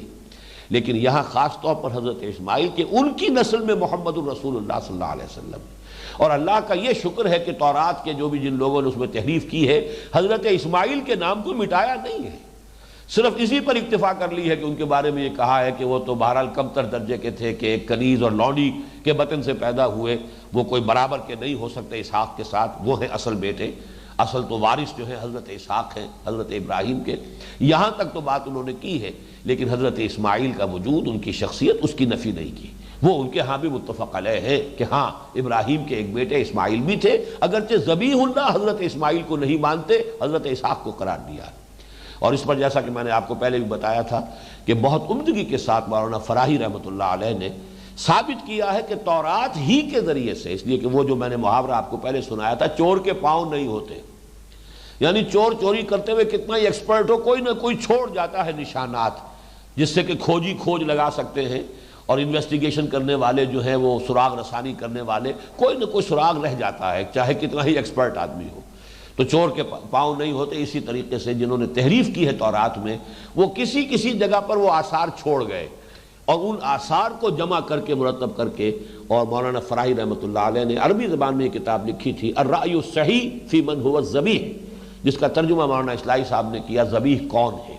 اور اس میں ثابت کیا تورات ہی سے کہ ذبیح حضرت اسماعیل ہی تھے، یہی گھر ہے پرانا بیت اللہ، بلکہ یہی یہود کے لیے بھی قبلہ تھا۔ جب ہیکل سلیمانی تعمیر ہوا، اس کا رخ بھی یہی تھا کہ اس کے اندر قبلہ جو ہے وہ بنتا تھا یہی بیت اللہ، اور ان کے جو اپنا جب وہ سفر میں رہتے تھے تو ان کا جو خیمہ ہوتا تھا قربان گاہ کا، اس خیمے کو جب وہ استادہ کرتے تھے، لگاتے تھے، تو اسی طرح لگاتے تھے کہ قربانی کرنے والا جو ہے اس کا رخ جب وہ کھڑا ہوتا تھا، اس کا رخ ہوتا تھا جنوب کی طرف، خانہ کعبہ کی طرف۔ یہ ساری چیزیں انہوں نے تورات ہی کے حوالوں سے ثابت کی۔ ام تقولون ان ابراہیم و اسماعیل و اسحاق و یعقوب والاسباط کانوا ھودا او نصارا قل انتم اعلم ام اللہ ومن اظلم ممن کتم شہادۃ عنده من اللہ وما اللہ بغافل عما تعملون۔ اب یہ ٹکڑا اس آیت مبارکہ کا جو ہے اسے ہم اگلی نشست کے اندر بیان کریں گے۔ اقول قولی ھذا واستغفر اللہ لی ولکم ولسائر المسلمین والمسلمات۔ یہ اگلی نشست مراد جو ہے وہ اگلا درس نہیں ہے، ابھی چند منٹ کے بعد یہ ہم الحمدللہ والصلاة والسلام علی عبادہ الذین اصطفى خصوصاً علی افضلہم وخاتم النبیین محمد الامین وعلی آلہ وصحبہ اجمعین اما بعد فقد قال اللہ تبارک وتعالی کما ورد فی سورة البقرہ فی اول الجزء الثانی اعوذ باللہ من الشیطان الرجیم بسم اللہ الرحمن الرحیم سيقول السفهاء من الناس ما ولاهم عن قبلتهم التي كانوا عليها قل لله المشرق والمغرب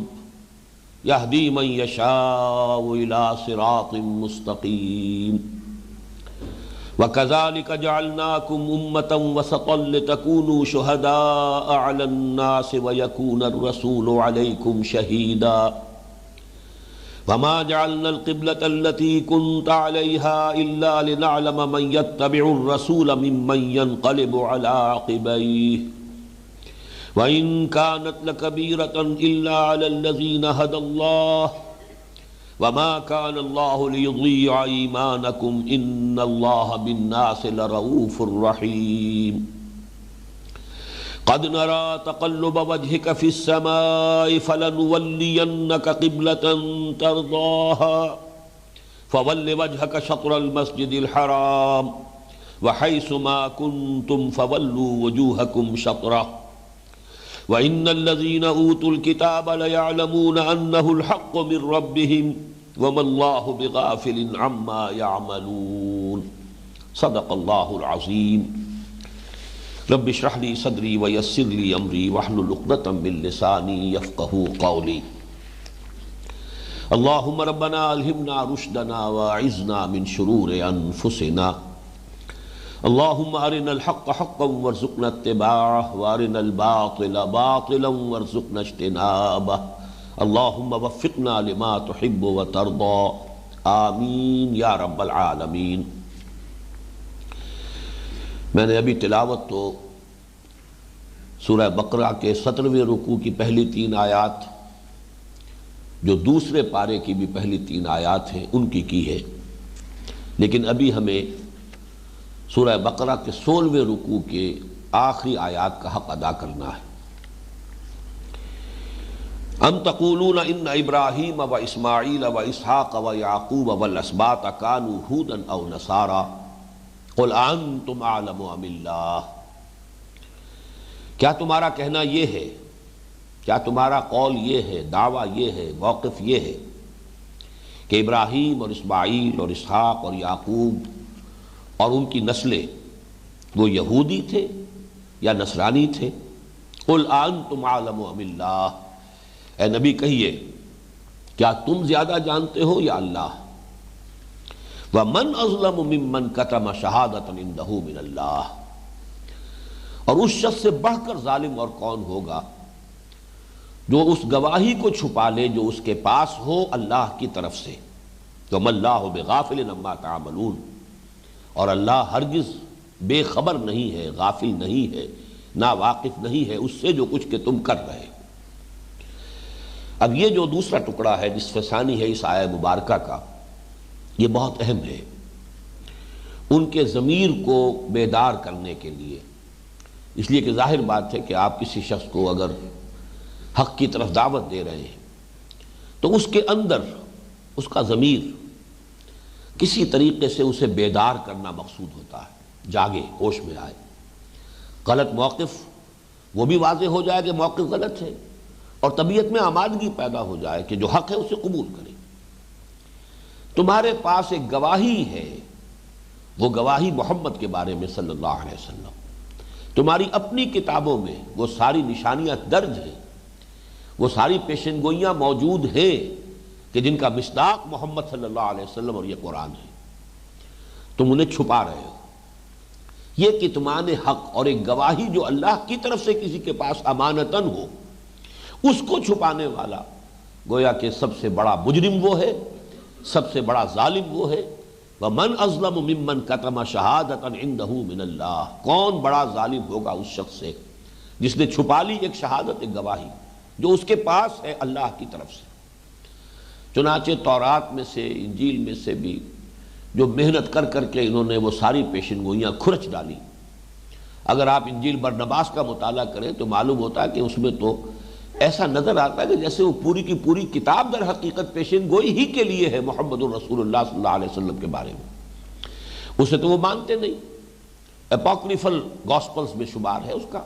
کینونیکل گاسپلز جو ہیں وہ تو 4 ہی رہ گئے، 104 میں سے انہوں نے یہ 4 چنی تھی، اور یہ معلوم ہونا چاہیے کہ چننے کا انداز کیا تھا۔ 104 گاسپلز کو ہیپ کر دیا گیا، ڈھیر لگا دیا گیا ان کا ایک میز پر، اور سب نے دعا کی کہ پروردگار ان میں سے جو حق ہے وہ اس میز پر باقی رہ جائیں، باقی سب نیز سے گر جائیں۔ دروازہ بند کر کے چلے گئے۔ اگلے روز جو آئے تو 4 اوپر تھی، باقی سب نیچے تھی۔ پتہ نہیں وہ چوہے دوڑتے رہے، ان چوہوں کے دوڑنے سے باقی سب نیچے گر گئی، وہ 4 اوپر تھی، وہ 4 اوپر۔ یہ کینونیکل ہے، یعنی کسی عقلی دلیل پر، کسی علمی بنیاد پر وہ جو ہے اس کی وہ نہیں ہوا ہے انتخاب کی، یہ کینونیکل۔ لیکن یہ کہ اس کے باوجود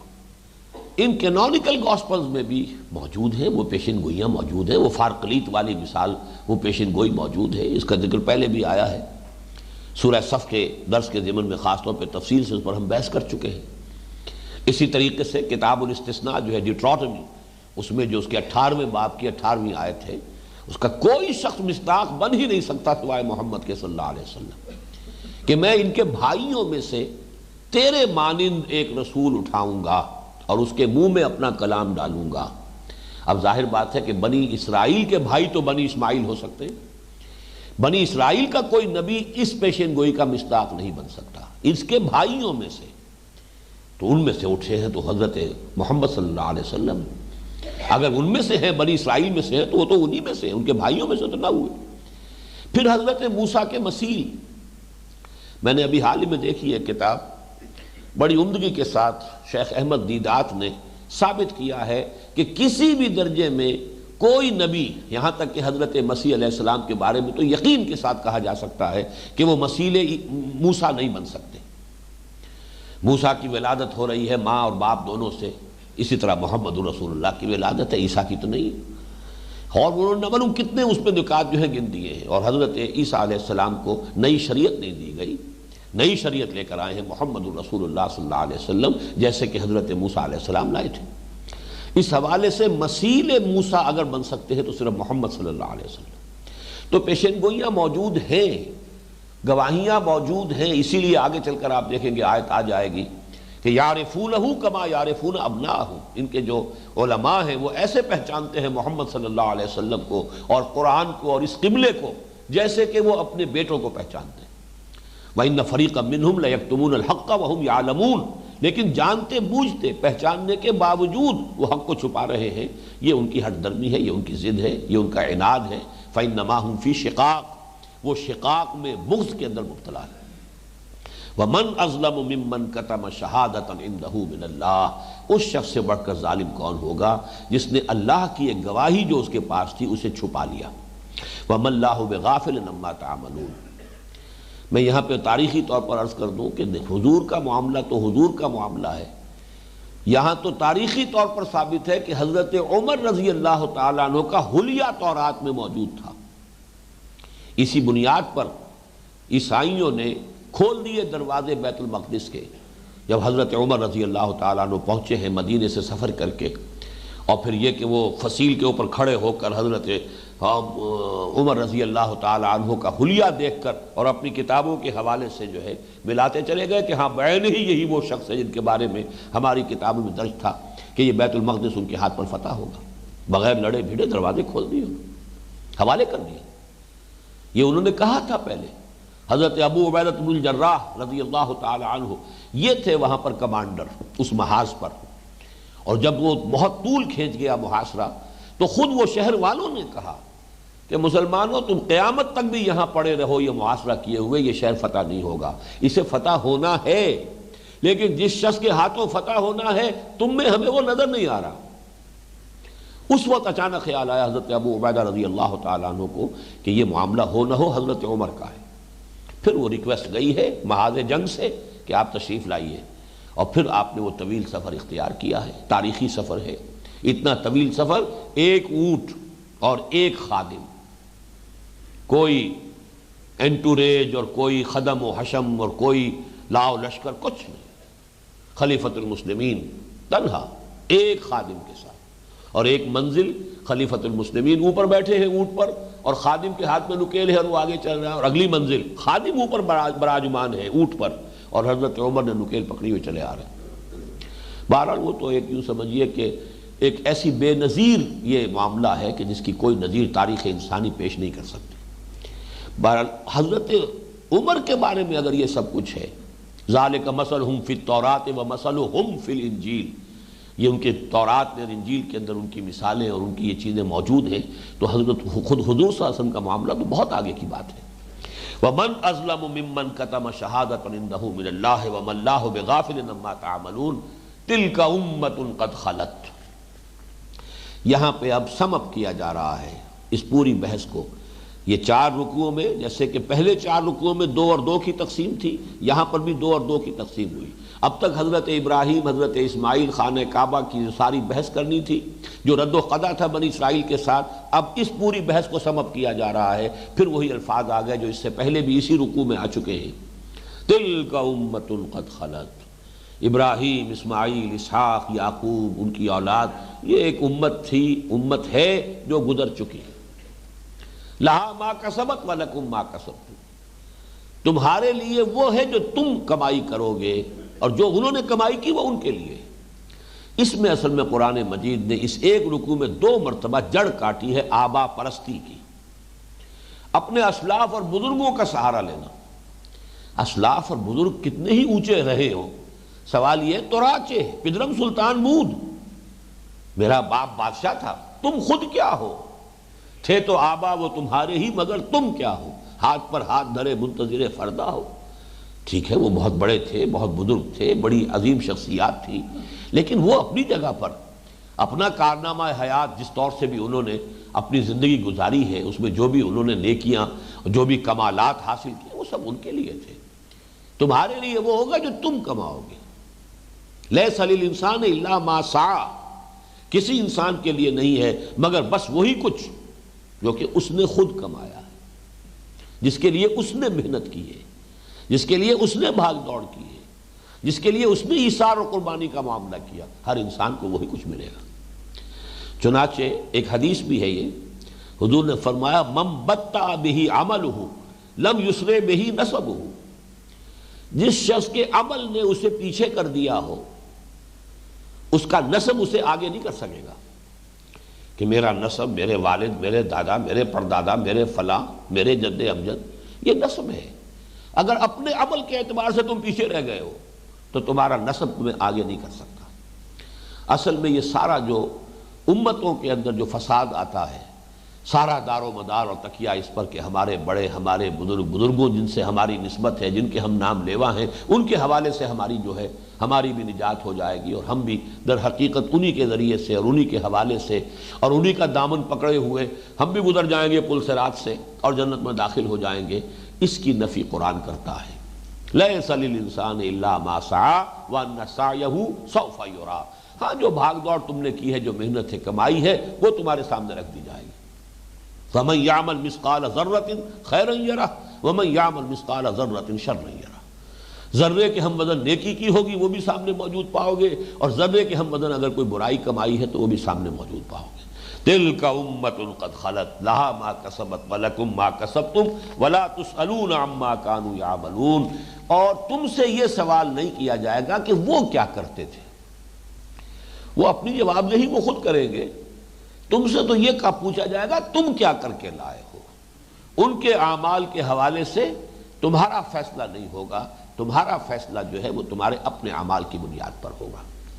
اب اس کے بعد آئیے، اب یہ 2 رکوع جو آ رہے ہیں، ایک نقطہ نوٹ کر لیجئے کہ 17واں اور 18واں رکوع جو ہے سورہ بقرہ کا، یا دوسرا پارہ جو ہے سیقول، اس کے پہلے 2 رکوع کل کے کل تحویل قبلہ کی بحث پر مشتمل ہے،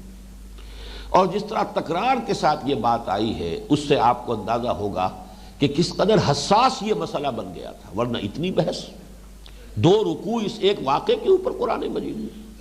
اور حالانکہ یہ 2 رکوع تو یہاں ہیں، اس سے 4 رکوع پہلے بات ہو چکی ہے، ہم پڑھ چکے ہیں للہ المشرق والمغرب فینما تولوا فثم وجہ اللہ، یہ آیت پہلے آ چکی ہے۔ آگے چل کر پھر 2 رکوعوں کے بعد آیت آنے والی ہے لیس البر ان تولوا وجوہکم قبل المشرق والمغرب ولکن البر من آمن الی آخر الآیہ۔ یہ مشرق اور مغرب کی طرف رخ کر لینا جو ہے یہ اصل نیکی نہیں ہے۔ تو معلوم ہوا کہ یہ معاملہ بہت حساس ہو گیا تھا، اس کا ایک تاریخی پس منظر ہے، اس کو آپ سمجھ لیجئے۔ یہ جو ٹیکنیکل بحث ہے کہ یہ تحویل قبلہ کی صورت پیش کیسے آئی، کیوں ہوئی، پہلے قبلہ کیا تھا، بعد میں کیوں ہوا، پھر اس کے بعد جو ہے رجوع کیسے ہوا، میں اس کو علیحدہ رکھ رہا ہوں۔ ابھی اس کی جو حساسیت ہے اس مسئلے کی، اس کی اہمیت کو سمجھیے۔ پس منظر یہ ہے کہ مدینہ منورہ میں یہودیوں کے 3 بہت مضبوط اور طاقتور قبیلے موجود تھے، اور ان کی گڑھیاں، ان کے قلعے تھے۔ ان کا معاملہ یہ ہے کہ اگر حضور صلی اللہ علیہ وسلم مدینے میں آتے ہی ان کے ساتھ کوئی مقابلہ، کنفرنٹیشن اگر شروع ہو گیا ہوتا تو یہ کہ مدینے میں اسلام کو جڑ جمانے کے لیے مہلت اور وقت نہ ملتا۔ حکمت خداوندی اس کی متقاضی ہوئی کہ کچھ معاملہ یہود کے ساتھ کچھ عرصے کے لیے ایسا رہے کہ ابھی ان کے خلاف کوئی محاذ نہ کھلے۔ اس کے لیے ایک تو کام وہ ہے جو آپ کو معلوم ہے کہ حضور صلی اللہ علیہ وسلم کے اپنے تدبر کا شاہکار ہے کہ آپ نے آتے ہی 3 قبیلوں کے ساتھ معاہدہ کر لیا، معاہدے میں جکڑ لیا۔ یہ حکمت خداوندی کا معاملہ ہوا کہ 16 مہینے حضور نے بیت المقدس کی طرف رخ کر کے نماز پڑھی۔ نتیجہ کیا نکلا؟ بیت المقدس گویا کہ ان کا اہم ترین متبرک مقام، ان کا قبلہ۔ اس حوالے سے انہوں نے یہ سمجھا کہ یہ کوئی بالکل علیحدہ، بالکل نئی شے نہیں ہے، بلکہ میں ایک لفظ استعمال کر رہا ہوں کہ اگر انہوں نے یہ سمجھا ہو، اس کے لیے کوئی ثبوت نہیں ہے، کوئی حوالہ تاریخی نہیں ہے، لیکن یہ کہ اگر سرکمسٹانشل ایویڈنس جمع کیا جائے تو یہ بات کہی جا سکتی ہے کہ انہوں نے یہ محسوس کیا کہ یہ محمد اور ان کے ساتھی ہمارے کیمپ فالوورز ہیں، ہمارے ہی قبلے کی پیروی کر رہے ہیں نا، تو ایک اعتبار سے ہمارے تابع ہوئے، اس لیے انہیں فوری طور پر کوئی چیلنج کا احساس نہیں ہوا، فوری طور پر خطرے کا احساس نہیں ہوا۔ ورنہ جبکہ ابھی حضور صلی اللہ علیہ وسلم کی پوزیشن کنسولیڈیٹ نہیں ہوئی تھی مدینہ منورہ کے اندر، اگر اسی وقت سے ان کی ریشہ دوانیاں شروع ہو گئی ہوتی اور اسی وقت سے ان کی مخالفت جو ہے پوری شدت پر کھڑی ہو گئی ہوتی تو یہ کہ عالم واقعہ میں ویسے تو اللہ تعالیٰ کی قدرت سے کوئی شے بعید نہیں، اللہ تعالیٰ ان کی ریشہ دوانیوں کو، ان کی سازشوں کو اور دوسرے طریقوں سے بھی ان کو غیر مؤثر کر سکتا تھا، لیکن حکمت خداوندی ہی یہ ہوئی کہ ان کو کچھ عرصے کے لیے ذرا اس اشتعال میں آنے سے بچا لیا جائے، اور وہ اس طور سے کہ حضور صلی اللہ علیہ وسلم نے انہی کی چیزوں کی پیروی شروع کر دی۔ مثلا ایک اور بات نوٹ کیجئے، حضور جب مدینہ تشریف لائے تو معلوم ہوا کہ یہودی جو ہے روزہ رکھتے ہیں، جو یہ 10ویں محرم کا روزہ ہے، عاشورہ کا روزہ۔ حضور نے پوچھا یہ آپ لوگ کیوں رکھتے ہیں؟ انہوں نے کہا کہ یہ وہ دن ہے جس دن کے فرعون غرق ہوا اور ہمیں نجات ملی تھی آل فرعون سے، اور ہماری نگاہوں کے سامنے حضرت موسیٰ علیہ السلام اور اس وقت کے جو ہماری قوم تھی ان کی نگاہوں کے سامنے ہمارا دشمن غرق ہوا۔ حضور نے کہا پھر ہم تو زیادہ حق مستحق ہیں اس کے کہ ہم اس دن کا روزہ رکھیں۔ آپ نے عاشورہ کا روزہ رکھنے کا حکم دے دیا مسلمانوں کو۔ اب یہ میں سمجھتا ہوں کہ ان تمام چیزوں کو آپ نوٹ کیجئے، تو یہ تو ہم نہیں کہیں گے کہ حضور نے ان کی خوشنودی حاصل کرنے کے لیے ایسا کیا، معاذ اللہ معاذ اللہ، لیکن یہ کہ اس کے نتیجے میں یقیناً جو بات پیدا ہوئی وہ یہ کہ انہوں نے محسوس کیا کہ ٹھیک ہے ہمارے ان کے درمیان کوئی بہت بڑی خلیج نہیں ہے، ابھی کوئی ناقابل عبور جو ہے ہمارے ان کے درمیان کھائی اور خلیج جو ہے پیدا نہیں ہوئی ہے، تو اس سے جس کو آپ کہتے ہیں بائی ٹائم وقت مل گیا محمد الرسول اللہ صلی اللہ علیہ وسلم کو کہ آپ نے اپنی پوزیشن کو مدینے میں مستحکم کر لیا۔ اس کے بعد تحویل قبلہ ہوئی، لیکن اس تحویل قبلہ کے حوالے سے اب جو سینسٹیو ایشو پیدا ہو گیا کہ یہود نے جب دیکھا کہ یہ تو معاملہ بالکل کچھ اور نکلا، یہ تو نئی امت کا مسئلہ ہو گیا، نیا مرکز، نیا قبلہ، نئی امت، اس لیے اب ان کے کان کھڑے ہوئے۔ انہوں نے اس پر مخالفانہ پروپیگنڈے کا طوفان کھڑا کر دیا، اور بات ایسی تھی کہ جو عام جو سادہ لوح قسم کا کوئی انسان ہو اور جو مذہبی مزاج کا انسان، وہ آج بھی جو ہے اس کی شدت کو محسوس کرے گا کہ بات ایسی تھی، دیکھو جی یہ کیسے رسول ہیں، نقل کفر نباشر، میں ان کی بات کی ترجمانی کر رہا ہوں. کیسے رسول ہوئے یہ جن کا قبلہ ہی معین نہیں؟ یہ کیسا دین ہے کہ ابھی یہ شمال کی طرف رخ کر کے نماز پڑھ رہے تھے، اب مغرب، اب یہ جنوب کی طرف رخ کر کے نماز پڑھ رہے ہیں؟ یہ اگر خدا کا معاملہ ہوتا، خدا کا دین ہوتا، تو خدا کا تو علم کامل ہے، پہلے سے ہے. اگر یہی قبلہ اصل تھا تو پھر یہ کہ اس قبلے کی طرف انہوں نے رخ کیوں کیا؟ اور پھر بھائی دیکھو وہ جو مر گئے اس عرصے میں مسلمان، وہ تو اسی طرف رخ کر کے نماز پڑھتے ہوئے فوت ہو گئے، تو ان کا تو ایمان ہی ختم ہو گیا. ان کی نمازیں جو ہے وہ صحیح قبلے کی طرف نہیں ہوئی، اور نماز ہی نہیں ہوئی تو نماز ہی تو اصل ایمان ہے، رکن رکین ہے اسلام کا. تو معلوم ہوا کہ وہ تو بڑے گمراہ ہو گئے، غلط راستے پہ، غلط موقف پر ان کی موت واقع ہو گئی. یہ ایسا طوفان تھا کہ جس سے کچھ مسلمان بھی سادہ لو، ابھی مدینے کے مسلمان ظاہر بات ہے کہ نئے نئے اسلام لائے تھے، آپ کہہ سکتے ہیں نو مسلم تھے، ان میں سے صرف وہی تھے نا 70-72 جن کا اسلام 1 سال پرانا ہو چکا تھا، جو جا کر مکے میں حضور صلی اللہ علیہ وسلم سے چند ماہ پیشتر کی بات ہے کہ جنہوں نے جا کر بیعت کی تھی. کچھ ایسے مسلمان بھی تھے جن کا اسلام 2 سال پرانا ہو چکا تھا، جنہوں نے بیعت عقبہ اولیٰ میں حضور سے جا کر بیعت کی تھی. لیکن باقی جو اصل اوس و خزرج کا جو مین بلک ہے، وہ تو اگر اسلام لایا ہے تو اسی وقت حضور کی آمد پر. تو نئے نئے اسلام لائے ہیں، ابھی ان کا ایمان اس طریقے سے راسخ نہیں، ابھی ان کی تربیت نہیں ہوئی ہے، ابھی امتحانات کی بھٹیوں میں سے وہ گزرے نہیں ہیں کہ ایک دم اتنا بڑا واقعہ ہو گیا کہ جس پر مخالفانہ پروپیگنڈے کا ایک طوفان جو ہے وہ ایسا کھڑا ہو گیا کہ اس کو اب آپ دیکھیں گے کہ کس قدر اہمیت کے ساتھ قرآن مجید ڈیل کر رہا ہے، کس انداز میں جو ہے اس کی تاکید ہو رہی ہے. تو اس کا یہ پس منظر ہے کہ جس کو سمجھ لینا چاہیے. سَيَقُولُ السُّفَهَاءُ مِنَ النَّاسِ. اب یہ قرآن مجید کا انداز بھی دیکھیں غیر معمولی انداز ہے. کہیں گے ان قریب یہ بے وقوف لوگ، یہ بہت غیر معمولی انداز ہے، اس لیے کہ بہرحال جس درجے کا کوئی مسئلہ ہو اسی درجے کا جواب جو ہے، جس کو آپ کہتے ہیں ترکی بترکی جواب، یہ اگر نہ ہو تو پھر یہ کہ وہ مطلوبہ نتیجہ پیدا نہیں ہوتا. جہاں پر تحمل کی ضرورت ہے وہ تحمل بھی ہے، اور جہاں یہ ہے کہ اینٹ کا جواب پتھر سے دینا ضروری ہو، وہاں پر اگر آپ وہاں تحمل کو استعمال کریں گے تو گویا کہ در حقیقت اپنی ناکامی کو خود انڈر رائٹ کریں گے. جہاں شدت کی ضرورت ہے وہاں شدت کی ضرورت ہے. اشداء علی الکفار رحماء بینہم، آپس میں رحمت ہے، آپس میں شفقت ہے، آپس میں محبت ہے. کفار کے خلاف اگر آپ نے رحمت اور شفقت کا معاملہ کیا تو پھر یہ انقلابی جد و جہد جو ہے یہ آگے نہیں بڑھ سکے گی. بلکہ اشداء علی الکفار رحماء بینہم اذلۃ علی المؤمنین عزۃ علی الکافرین، کافروں کے مقابلے میں بڑے بھاری، بہت سخت، اور اہل ایمان کے حق میں بہت ہی نرم ہو. حلقہ یاراں تو بریشم کی طرح نرم، اور رزم حق و باطل ہو تو فولاد ہے مومن. جب تک کہ یہ فرق اور تفاوت برقرار نہ رکھا جائے تو وہ جو انقلابی جد و جہد ہے اس کا تقاضا پورا نہیں ہوتا. سَيَقُولُ السُّفَهَاءُ مِنَ النَّاسِ مَا وَلَّاهُمْ عَنْ قِبْلَتِهِمُ الَّتِي كَانُوا عَلَيْهَا. ان قریب کہیں گے یہ جو لوگوں میں سے بے وقوف لوگ ہیں، احمق لوگ ہیں، ناسمجھ لوگ ہیں. یہ لفظ اس سے پہلے 2 مرتبہ آ چکا ہے اس پہلے پارے کے اندر. ایک تو یہ تھا کہ جو منافقین تھے، وہ جو صادق الایمان مسلمان تھے کہ جو ہر قربانی کے لیے ہر وقت آمادہ تھے، ان کو سفہاء کہتے تھے. وَإِذَا قِيلَ لَهُمْ آمِنُوا كَمَا آمَنَ النَّاسُ قَالُوا أَنُؤْمِنُ كَمَا آمَنَ السُّفَهَاءُ. جب ان منافقوں سے کہا جاتا ہے ایمان لاؤ جیسے اور لوگ ایمان لائے ہیں، یا جیسے اب جب ان یہودیوں سے کہا جاتا ہے ایمان لاؤ جیسے کہ یہ اہل ایمان لائے ہیں، فَإِنْ آمَنُوا بِمِثْلِ مَا آمَنْتُمْ بِهِ فَقَدْ اهْتَدَوْا، جو اگلے پچھلے درس میں پڑھی آیت. جو لوگ اس طور سے ایمان لائے انہیں وہ بے وقوف کہتے تھے. انؤمن کما آمن السفہاء، کیا ہم ایمان لائیں جیسے یہ احمق لوگ، بے وقوف لوگ، نادان لوگ ایمان لائیں؟ انہیں تو اپنے نفع نقصان کا خیال ہی نہیں، ہر وقت جو ہے بڑی سے بڑی قربانی دینے کے لیے آمادہ، آگے پیچھے کی کوئی خبر نہیں، دائیں بائیں سے کوئی انہیں غرض نہیں، کہیں بھی اپنا تحفظ جو ہے اس کو مقدم نہیں رکھتے، بلکہ یہ کہ گویا کہ سرفرے ہیں، سرفروش ہیں. یہ تو فینیٹکس ہیں، ان کو سفہاء کہا گیا. یا یہ کہ پچھلے رکوع میں آ چکا تھا سفہ نفسہ، وَمَن يَرْغَبُ عَن مِّلَّةِ إِبْرَاهِيمَ إِلَّا مَن سَفِهَ نَفْسَهُ. اسی سے لفظ سفیہ بنا ہے، جو احمق ہے، نادان ہے، پاگل ہے، اور اسی سے پھر یہ لفظ سفہاء جمع کا صیغہ آیا ہے.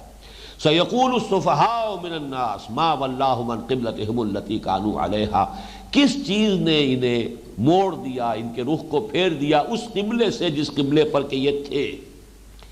یہ قبلے پر تھے. 16 مہینے حضور صلی اللہ علیہ وسلم اور مسلمانوں نے مدینے میں آنے کے بعد خانہ کعبہ کی بجائے بلکہ یوں کہیے خانہ کعبہ کی طرف پشت کرتے ہوئے بیت المقدس کی طرف رخ کر کے نماز پڑھی ہے، اس کو وہ کہتے ہیں کہ جس پر یہ رہے 16 مہینے تک جس قبلے پر رہے، اس سے کس چیز نے روگرداں کر دیا انہیں، کس چیز نے ان کے رخ کو بدل دیا. ما ولاہم عن قبلتہم التی کانوا علیہا. اب اس کا پہلا جواب کیا دیا؟ قل للہ المشرق والمغرب. یہاں نوٹ کیجئے اس آیت کا جو میں نے حوالہ دیا، یہ آیت نمبر 111 للہ المشرق والمغرب فینما تولوا فثم وجہ اللہ. تمہید وہاں سے شروع ہو چکی تھی اس مضمون کی، یہاں اس کا حوالہ دے دیا. کہہ دیجئے مشرق و مغرب سب اللہ کے ہیں. اچھا، یہ مشرق و مغرب کیوں کہا جا رہا ہے؟ اس کی بھی ایک خاص وجہ ہے. اس لیے کہ بیت المقدس جو ہے وہ شہر ہونے کی حیثیت سے تو یہود اور نصارہ کے مابین مشترک تھا کہ مقدس شہر ہے. ہیکل سلیمانی یہ گویا کہ ان سب کا مشترک مقام. لیکن یہ کہ اس ہیکل سلیمانی میں بھی شرقی اور غربی حصے کی تقسیم تھی کہ نصارہ کے نزدیک اس کا شرقی گوشہ جو ہے زیادہ متبرک تھا، اس لیے کہ حضرت مریم سلام علیہا نے وہاں اعتکاف کیا تھا. اذ انتبذت من اہلہا مکانا شرقیہ. تو شرقی جانب چونکہ حضرت مریم کا وہ اعتکاف تھا، اور اسی اعتکاف میں پھر وہ فرشتہ ان کے پاس آیا ہے اور وہ حضرت عیسیٰ علیہ السلام کی بشارت لے کر آیا ہے. جبکہ یہود کے نزدیک اس کا غربی گوشہ جو ہے وہ زیادہ متبرک تھا. تو وہاں پر عین اس خانہ اس میں جا کر ہیکل سلیمانی میں ان کے مابین تقسیم ہو جاتی تھی. اگرچہ ویسے یہ کہ شہر کے اعتبار سے ہیکل سلیمانی اور پورا بیت المقدس جو ہے وہ مقدس ہے ان کے نزدیک، دونوں کے نزدیک، لیکن خود ہیکل کے اندر اس معبد کے اندر ان کے ہاں تقسیم شرق اور غرب کی تھی. ایک رائے یہ ہے کہ یہ صرف ایک محاورے کے طور پر، جب بھی آپ کبھی تمام سمتوں کا تذکرہ کرنا چاہیں تو مشرق و مغرب ہی عام طور پر محاورے میں آتا ہے، شمال اور جنوب محاورے میں آتا ہی نہیں. تو مشرق مغرب سب اللہ کے ہیں. یہ در حقیقت جیسے کہ اقبال نے کہا، درویش خدا مست نہ شرقی ہے نہ غربی.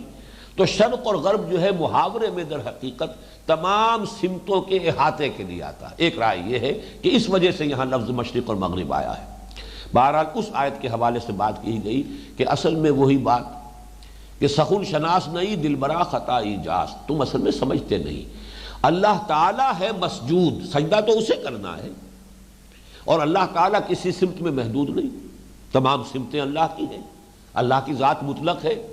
وہ مقید نہیں، محدود نہیں. کوئی ایک خاص سمت جو ہے وہ اللہ کی نہیں ہے، ساری سمتیں اللہ کی ہیں. مشرق ہو، مغرب ہو، شمال ہو، جنوب ہو، ساری سمتیں اللہ کی ہیں. اللہ ہر سمت میں ہے. فَأَيْنَمَا تُوَلُّوا فَثَمَّ وَجْهُ اللَّهِ. جدھر بھی رخ کرتے ہو اللہ کا رخ وہی ہے. لہذا اصل شے یہ نہیں ہے کہ کسی سمت میں اللہ جو مسجود ہے تمہارا وہ محدود ہے. یہ تو در حقیقت قوم کے اندر، امت میں ایک یکسانی پیدا کرنے کے لیے، ایسا نہ ہو کہ جب عبادت کر رہے ہیں تو کسی کا رخ ادھر ہے کسی کا ادھر ہے. یہ تو ٹھیک ہے، ادھر بھی اللہ کا رخ ہے ادھر بھی اللہ کا رخ ہے، لیکن ان میں ایک اجتماعیت ہو، ایک یکرنگی ہو، ان میں ایک ہم آہنگی پیدا ہو جائے. اس یک رنگی ہم آہنگی کے لیے کسی سمت کو معین کر دیا جاتا ہے، ورنہ اللہ خود کسی سمت میں محدود نہیں ہے. جس کو غالب نے بڑے خوبصورت انداز میں کہا ہے کہ ہے پرے سرحد ادراک سے اپنا مسجود، قبلے کو اہل نظر قبلہ نما کہتے ہیں. اصل میں مسجود جو ہے وہ ہمارا کعبہ نہیں ہے. کعبہ جو ہے وہ در حقیقت ایک سمت کی حیثیت سے معین ہو گیا ہے کہ ہم نے، اللہ تعالیٰ نے وہ ہمارے لیے قبلہ مقرر کر دیا ہے، ورنہ اصل میں مسجود خانہ کعبہ نہیں ہے. مسجود تو اللہ ہے، اور اللہ تو سرحد ادراک سے بھی پرے ہے. وہ تو جیسا کہ حضرت مجدد الفسانی کہتے ہیں وراء الورا ثم وراء الورا ثم وراء الورا. ہمارے فہم سے، عقل سے، ہمارے تخیل سے، ہمارے وہم سے، ہماری امیجنیشن سے، ہر چیز سے وراء الورا وراء الورا وراء الورا. ادراک تو بہت قریب کی بات ہوتی ہے، وہ تو ہمارے تخیل سے بھی بعید ہے پرے سرحد ادراک سے اپنا مسجود، قبلے کو اہل نظر قبلہ نما کہتے ہیں. تو پہلا جواب تو اسی وسعت کے ساتھ دیا، قل اللہ المشرق والمغرب یہدی من یشاء الی صراط مستقیم. کہہ دیجئے کہ مشرق و مغرب، شمال اور جنوب سب اللہ کے لیے ہیں، اور یہ تو اللہ تعالیٰ کا اپنا اختیار مطلق ہے، جس کو چاہتا ہے سیدھے راہ کی ہدایت دیتا ہے. اب یہ جو دوسرا ٹکڑا ہے اصل میں یہ اس اعتبار سے اہم ہے کہ اگلی آیت کا جو پہلا لفظ ہے کذالک، اس کا تعلق اس ٹکڑے کے ساتھ ہے. اللہ جس کو چاہتا ہے ہدایت دیتا ہے، اللہ جس کو چاہتا ہے نبوت سے سرفراز فرماتا ہے. اللہ نے ان اللہ اصطفیٰ آدم و نوحا وآل ابراہیم وآل عمران علی العالمین. اللہ نے چن لیا، پسند کر دیا، آدم کو پسند کیا، نوح کو پسند کیا، ابراہیم کو، آل ابراہیم کو، یہ اللہ کی پسند ہے۔ اسی طریقے سے اللہ کا اختیار مطلق ہے، جس سمت کو چاہے قبلہ معین کر دے، یہ اس کا اختیار ہے۔ اسی طرح اللہ تعالیٰ اپنی رسالت اور نبوت کے لیے اگر پہلے وہ بنی اسرائیل کے اندر اس نے سلسلہ رکھا ہوا تھا، وہ بھی اس کے اختیار سے تھا، اب اگر بنی اسماعیل میں وہ منتقل ہو گیا، حضور کے پاس آ گیا، یہ بھی اس کا اختیار ہے۔ اور آج محمد صلی اللہ علیہ وسلم کی رسالت کی بنیاد پر ایک نئی امت جو تمہیں اے مسلمانوں ہم نے یہ شرف عطا کیا ہے، تو تم سمجھو کہ کس لیے تمہیں یہ امت بنایا گیا۔ یہ اب ٹکڑا جو ہے اس آیت کا نہایت اہم ہے۔ وَكَذَلِكَ جَعَلْنَاكُمْ، اس میں کس بات کی طرف اشارہ کیا جا رہا ہے کہ تم بھی یہ سمجھ لو کہ تحویل قبلہ اصل میں علامت ہے اس بات کی کہ اب تمہاری کورونیشن ہوئی ہے، تمہاری تاج پوشی ہوئی ہے، تمہارا نصب ہوا ہے ایک منصب پر۔ وہ منصب کیا ہے؟ یہ صرف فضیلت نہیں ہے، بہت بڑی ذمہ داری ہے۔ آپ کو معلوم ہے دنیا میں بھی اصول یہ privileges and responsibilities they go hand in hand, parallel ہوں گی۔ اگر پریولیجز زیادہ ہے تو کوئی ذمہ داریاں بھی زیادہ اٹھانی پڑیں گی، ذمہ داری کہیں کسی پر زیادہ ہے تو اسے اختیارات بھی زیادہ دینے ہوں گے، پریولیجز بھی زیادہ ہوں گی۔ تو تمہاری فضیلت، تمہیں یہ مقام جو عطا کیا گیا ہے، اس کا بہت بڑا ذمہ داری کا بوجھ ہے جو تمہارے کندھوں پر آیا ہے، اسے سمجھ لو۔ وَكَذَلِكَ جَعَلْنَاكُمْ أُمَّةً وَسَطًا، اسی طرح یعنی اسی اختیار مطلق کو مروع کار لاتے ہوئے، وہ اختیار مطلق ہمارا جو کسی کو جس کو چاہتے ہیں ہم ہدایت سے نواز دیتے ہیں، وہ اختیار مطلق ہے۔ یہدی من یشاء الی صراط مستقیم، جس کو چاہتا ہے وہ سیدھے راستے کی ہدایت دیتا ہے۔ اسی اختیار مطلق کا ایک ظہور ہے کہ اے مسلمانوں تمہیں ہم نے چن لیا ہے۔ یہ آیت جو چننے کا لفظ میری زبان پر آ گیا، نوٹ کر لیجئے، اس آیت کا مسمى جو ہے، مثنى، یہ سورہ حج کی وہ آخری آیت، هو اجتباکم، اے مسلمانوں تمہارا انتخاب ہو گیا ہے، تمہیں چن لیا ہے اللہ نے۔ هو اجتباکم وما جعل علیکم فی الدین من حرج، اور کس لیے چن لیا ہے؟ لیکون الرسول شہیدا علیکم وتکونوا شہداء علی الناس۔ فرق صرف یہ ہے کہ وہاں رسول کا ذکر پہلے، امت کا بعد میں، یہاں امت کا پہلے رسول کا بعد میں۔ وَكَذَلِكَ جَعَلْنَاكُمْ أُمَّةً وَسَطًا لِتَكُونُوا شُهَدَاءَ عَلَى النَّاسِ وَيَكُونَ الرَّسُولُ عَلَيْكُمْ شَهِيدًا۔ یہ جو پہلی آیت میں صفحاء کا لفظ آیا ہے، اس کے بارے میں تین آراء ہے۔ ایک تو یہ کہ ہم الیہود، یہاں پہ اصل مراد یہودی ہے، چنانچہ ایک حدیث موجود ہے بخاری شریف میں حضرت براء بن عازب رضی اللہ تعالی عنہ سے کہ یہاں صفحاء کا لفظ یہودیوں کے لیے آیا ہے۔ ایک رائے یہ ہے، اور اس کو اختیار کیا علامہ ابن جریر طبری نے، کہ یہ منافقین کے لیے آیا ہے، لیکن اس کے بعد پھر جمہور کا تقریباً اس پر اتفاق ہو گیا ہے، ابن کثیر رحمہ اللہ بھی، اور پھر یہ کہ امام رازی رحمہ اللہ یہ اس پر متفق ہیں، گویا کہ وہ عقلی اور منطقی کو جو انداز پر جو تفسیر لکھی گئی اور جو روایتی بنیاد پر تفسیر لکھی گئی، دونوں کے نزدیک یہاں پر یہودی بھی مراد ہے اور منافق بھی مراد ہے۔ یہ دونوں در حقیقت مل کر ایک وحدت ہو گئے تھے اس ایشو پر کہ یہودیوں نے وہ طوفان اٹھایا، یہ کیا ہوا معاملہ، یہ پہلے ادھر تھا قبلہ، اب قبلہ بدل گیا، اور مسلمانوں میں سے منافقین جو ہیں وہ انہوں نے ان کی ہاں میں ہاں ملائی، تو یہ گویا کہ سَيَقُولُ السُّفَهَاءُ مِنَ النَّاسِ، اس میں وہ دونوں شریک ہیں۔ قبلہ کسے کہتے ہیں؟ اس کے لیے امام راغب رحمہ اللہ کا قول میں آپ کو سنا دینا چاہتا ہوں کہ سارا اسمن لمکان متوجہ الیہ فی الصلاۃ، نماز میں جس چیز کی طرف بھی رخ کیا جائے گا بس اس کے لیے یہ اسم کی حیثیت سے، اسم علم کی حیثیت سے یہ لفظ جو ہے اختیار کر لیا گیا قبلہ۔ وہ قبلہ پہلے وہ تھا اور پھر قبلہ جو ہے، لیکن اس میں نوٹ کر لیجئے پہلا قبلہ اسے کہہ دیتے ہیں، لیکن اصل یہ ہے کہ اصل قبلہ یہی تھا، خانہ کعبہ ہی تھا، پرانا قبلہ یہی ہے، جیسا کہ میں نے پچھلی نشست میں بھی بتایا تھا کہ الرائے الصحیح فی من هو الذبیح، اس میں ثابت کر دیا ہے حضرت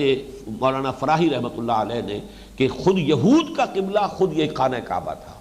ان کی قربان گاہ کا جو خیمہ تھا اسے جب بھی نصب کیا جاتا تھا، قربانی دینے والا کھڑا ہوتا تھا تو رخ اس کا جو ہے وہ خانہ کعبہ کی طرف ہوتا تھا، جنوب کی طرف ہوتا تھا۔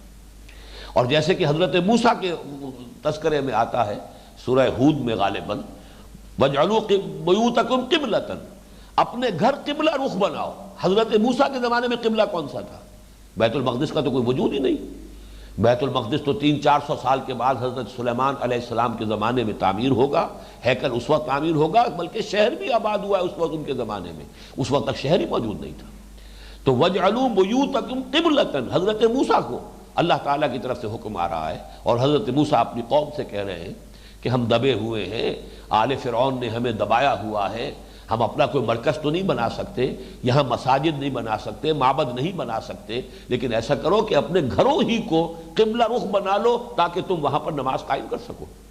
جیسے مکی دور میں حضور نے دار ارقم کو وہ بنا لیا تھا مسجد، صحن کعبہ میں جا کے نماز نہیں پڑھ سکتے تھے باجماعت، ابھی کمزور تھے، تعداد میں بہت کم تھے، لیکن یہ کہ دار ارقم، حضرت ارقم رضی اللہ تعالیٰ عنہ کا گھر جو ہے وہ گویا کہ مرکز بن گیا تھا، وہاں نماز باجماعت ادا ہوتی تھی۔ اس حوالے سے نوٹ کر لیجئے کہ جو یہ وَاجْعَلُوا بُيُوتَكُمْ قِبْلَةً حضرت موسیٰ کے عہد میں لفظ آ رہا ہے تو کوئی نہ کوئی قبلہ کا تصور موجود تھا، اور بیت المقدس تو ابھی وجود ہی میں نہیں آیا تھا، تو معلوم ہوا کہ قبلہ پہلے سے وہی قبلہ اول کبھی نہیں کہنا چاہیے مسجد اقصیٰ کو، یہ تو عارضی طور پر قبلہ بنایا گیا مسلمانوں کا، ورنہ اول و آخر قبلہ یہی خانہ کعبہ ہے، شروع سے یہی ہے، ان اول بیت وضع للناس للذی بمکہ، عارضی طور پر مسلمانوں کو حکم دیا گیا کہ ادھر رخ کر لو۔ وَكَذَلِكَ جَعَلْنَاكُمْ، اور جیسا کہ میں نے عرض کیا یہ اب ایک سمبل بن گیا کہ اب وہ سابقہ امت مسلمہ اب وہ معزول ہو گئی اس منصب سے جس منصب پر وہ 2000 برس تک فائز رہی، اور ایک نئی امت مسلمہ جس کا مرکز، جس کا قبلہ اب وہ اصل قبلہ ہے، وہی در حقیقت اب تا قیام قیامت اس منصب پر فائز رہے گی۔ وہ منصب کیا ہے؟ ایک تو نوٹ کیجئے لفظ امت پر ہم پہلے اگرچہ بحث کر چکے ہیں، لیکن امت کا اصل مفہوم دوبارہ نوٹ کر لیجئے۔ اما یا امو، کسی کا قصد کرنا، امت سے مراد ہے ہم مقصد لوگ، جن کا مقصد ایک ہے، نسب العین ایک ہے، نظریات ایک ہے، ظاہر بات ہے مقصد کا تعلق نظریات سے ہوتا ہے، یعنی امت نسل کی بنیاد پر نہیں ہوتی، قومیت نسل پر ہوتی ہے، قومیت کسی اور بنیاد پر بھی ہو سکتی، لسانی قومیت اور نسلی قومیت اور فلاں قومیت اور وطنی قومیت، یہ قومیتوں کی بنیادیں ہیں دنیا میں۔ مسلمان قوم نہیں ہے، مسلمان امت ہے نمبر ایک، یا پھر حزب ہے، پارٹی ہے، حزب اللہ، اولئک حزب اللہ الا ان حزب اللہ هم المفلحون، یہ اللہ کی پارٹی ہے۔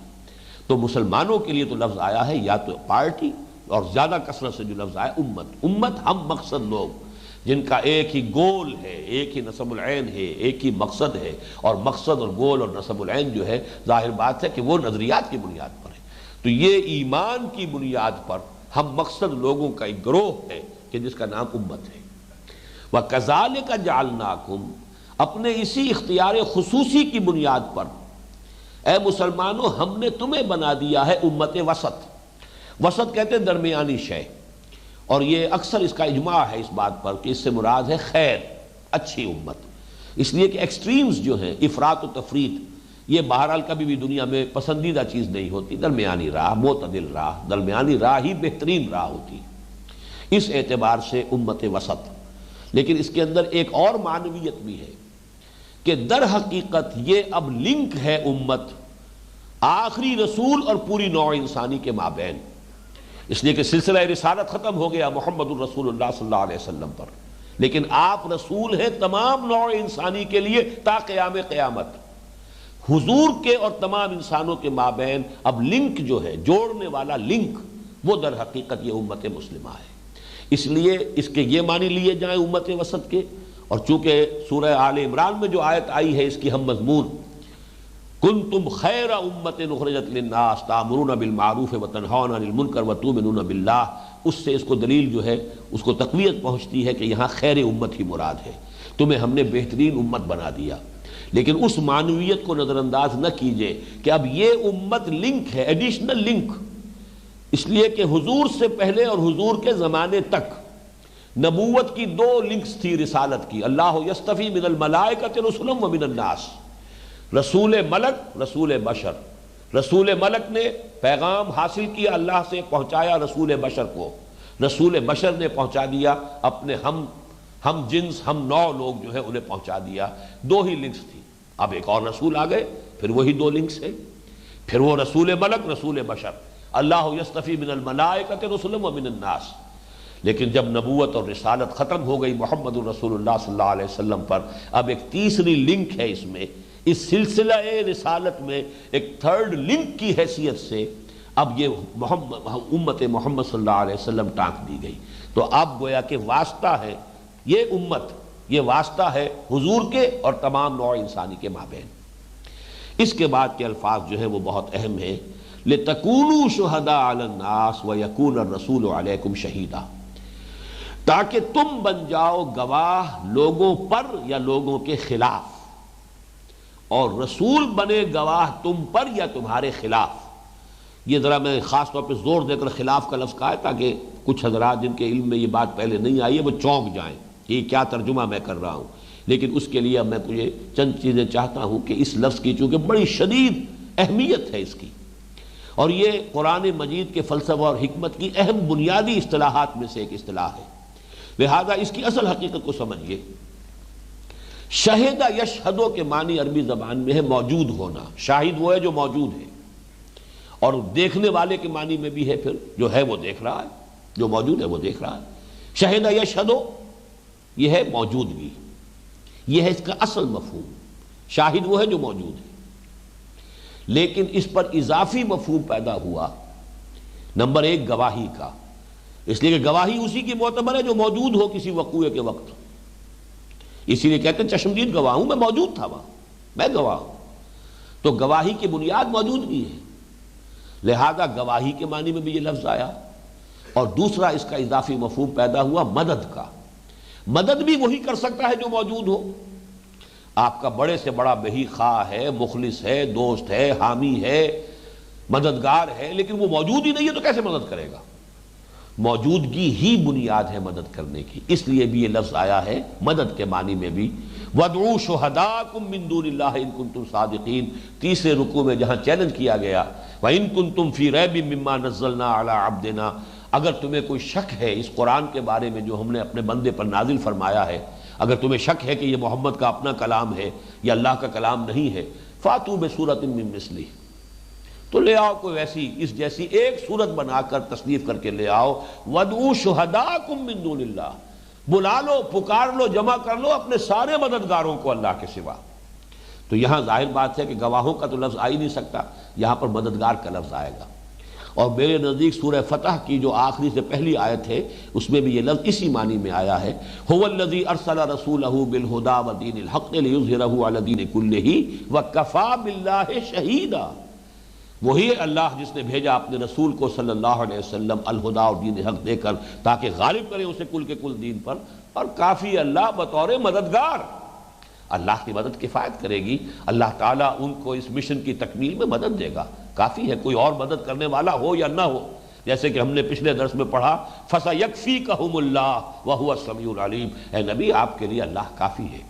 تمام ریشہ دوانیوں کے خلاف اور تمام مخالفین کی مخالفت کے خلاف ایک اللہ کی مدد آپ کے لیے کافی ہوگی۔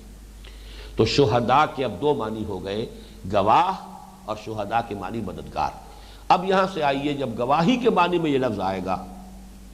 تو گواہی ہمیشہ کسی کے حق میں ہوتی، کسی کے خلاف، یہ اس کا لازم ہے۔ آپ کسی مقدمے میں، کسی بھی جھگڑے میں جا کر جب گواہی دیتے ہیں تو کسی فریق کی تائید ہوگی، اس کی تقویت کا ذریعہ بنے گی آپ کی گواہی، وہ گواہی اس کے حق میں ہوگی، اور کسی دوسرے فریق کے خلاف جا کر پڑے گی۔ تو اسی لیے دو پریپوزیشنز ایڈ ہوتی ہیں اس لفظ کے ساتھ، شہادت لام کے ساتھ حق میں ہونا، اور شہادت علی کے ساتھ خلاف ہونا۔ اس کے لیے آسان ترین یاد رکھنے کے لیے ایک حدیث ہے جو قرآن مجید کے بارے میں حضور نے الفاظ فرمائے، القرآن حجت لک او علیک، یہ قرآن یا تمہارے حق میں دلیل ہے یا تمہارے خلاف حجت بنے گا۔ اگر آتا ہے لام کے ساتھ، لی، لکا، لکم، یہ کسی کے حق میں، کسی کے فائدے میں، کسی کے نفع میں ہونا، کسی کی ملکیت میں ہونا، اور علیکم تمہارے خلاف۔ یہ چیز جو اچھی طرح نوٹ کر لیجئے، ہمیشہ یہ لفظ جو آیا ہے قرآن مجید میں رسولوں کے کار رسالت کی تعبیر کے لیے اللہ کے ساتھ آیا ہے۔ رسول خلاف گواہی دینے والے ہیں، کس معنی میں؟ رسول جس قوم کے پاس آئے، اپنی دعوت کے ذریعے، تبلیغ کے ذریعے، براہین کے ذریعے، معجزات کے ذریعے سے حجت قائم کر دی اس قوم پر کہ وہ قوم جو ہے یہ نہیں کہہ سکتی اللہ کی عدالت میں کھڑے ہو کر کہ اللہ ہم تک تیرا پیغام پہنچا نہیں. وہاں ہر رسول کھڑا ہو کر گواہی دے گا، جسے آپ کہیں گے پروزیکیوشن وٹنس کی حیثیت سے، کہ اللہ تیرا جو پیغام مجھ تک آیا تھا میں نے پہنچا دیا تھا، میں نے اس میں کچھ چھپایا نہیں، کوئی کمی نہیں کی، کوئی اضافہ نہیں کیا. چاہے انہوں نے مجھے گالیاں دیں، چاہے انہوں نے مجھ پر پتھراؤ کیا، چاہے انہوں نے مجھے پاگل کہا، مجنوں کہا، جو کہا میں نے برداشت کیا، جو مخالفت انہوں نے کی میں نے جھیلی، میں نے تیرا پیغام پہنچا دیا. اب پھر ان سے کہا جائے گا کہ تم نے کیا کیا، تمہارا طرز عمل کیا تھا. یہ عذر کو ختم کرنے کے لیے، اسے قطع عذر کہیں یا اتمام حجت کہیں، دنیا میں رسولوں کی دعوت و تبلیغ کا حاصل کیا ہے؟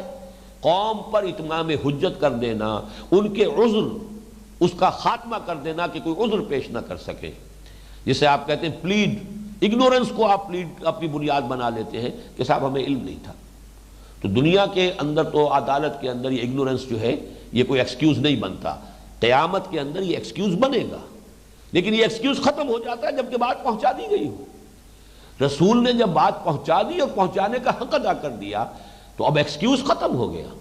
یہی بات ہے کہ جو سورہ نساء میں جیسے یہ دوسرے پارے کا آغاز ہے، چھٹے پارے کے آغاز میں آیت آئی ہے بہت سے رسولوں کا نام لے کر، اور پھر فرمایا رسلا مبشرین و منذرین لئلا یکون للناس علی اللہ حجۃ بعد الرسل.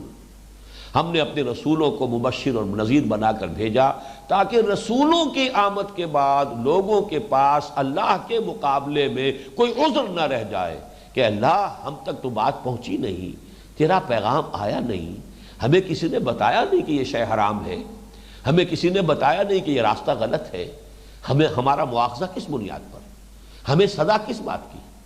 لئلا یکون للناس، یہاں بھی دیکھیے وہ لام اور علا آ رہے ہیں. لئلا یکون للناس، لوگوں کے حق میں، لوگوں کے پاس، لوگوں کے لیے مدافعت کے لیے کوئی حجت نہ رہ جائے علی اللہ ہے، اللہ کے خلاف، یعنی اللہ کے مواخذے کے خلاف. اللہ مواخذہ کس بات کا؟ ہمیں تو بتایا نہیں گیا کہ یہ کام غلط ہے، جو کام ہم کر رہے ہیں اس پر سزا کس بات کی؟ یہ جو حجت ہے، یہ عذر ہے ختم کرنے کے لیے. لئلا یکون للناس علی اللہ حجۃ بعد الرسل. وہی لام اور علا نوٹ کر لیجئے اس آیت میں جو میں نے اس حدیث کے حوالے سے آپ کے سامنے رکھا، القرآن حجۃ لک او علیک. یا تو قرآن ہمارے خلاف استغاثہ لے کر کھڑا ہوگا، اے اللہ یہ لوگ مانتے تھے کہ میں تیری کتاب ہوں، مجھے پڑھتے ہی نہیں تھے. اے اللہ یہ مانتے تھے کہ میں تیری کتاب ہوں، پڑھتے بھی تھے، سمجھتے نہیں تھے. اے اللہ یہ سب سے بڑھ کر مجرم ہے جو سمجھ بھی گیا پھر بھی اس نے مجھ پر عمل نہیں کیا. یہ حجت پر حجت قائم ہوتی چلی جائے گی. تو القرآن حجت لک او علیک. تو یوں سمجھیے کہ کار رسالت کی تعبیر کے لیے قرآن کی اصطلاح ہے شہادت علی. اس قوم کے خلاف گواہ بنا کر رسول کو بھیجا گیا. اسی لیے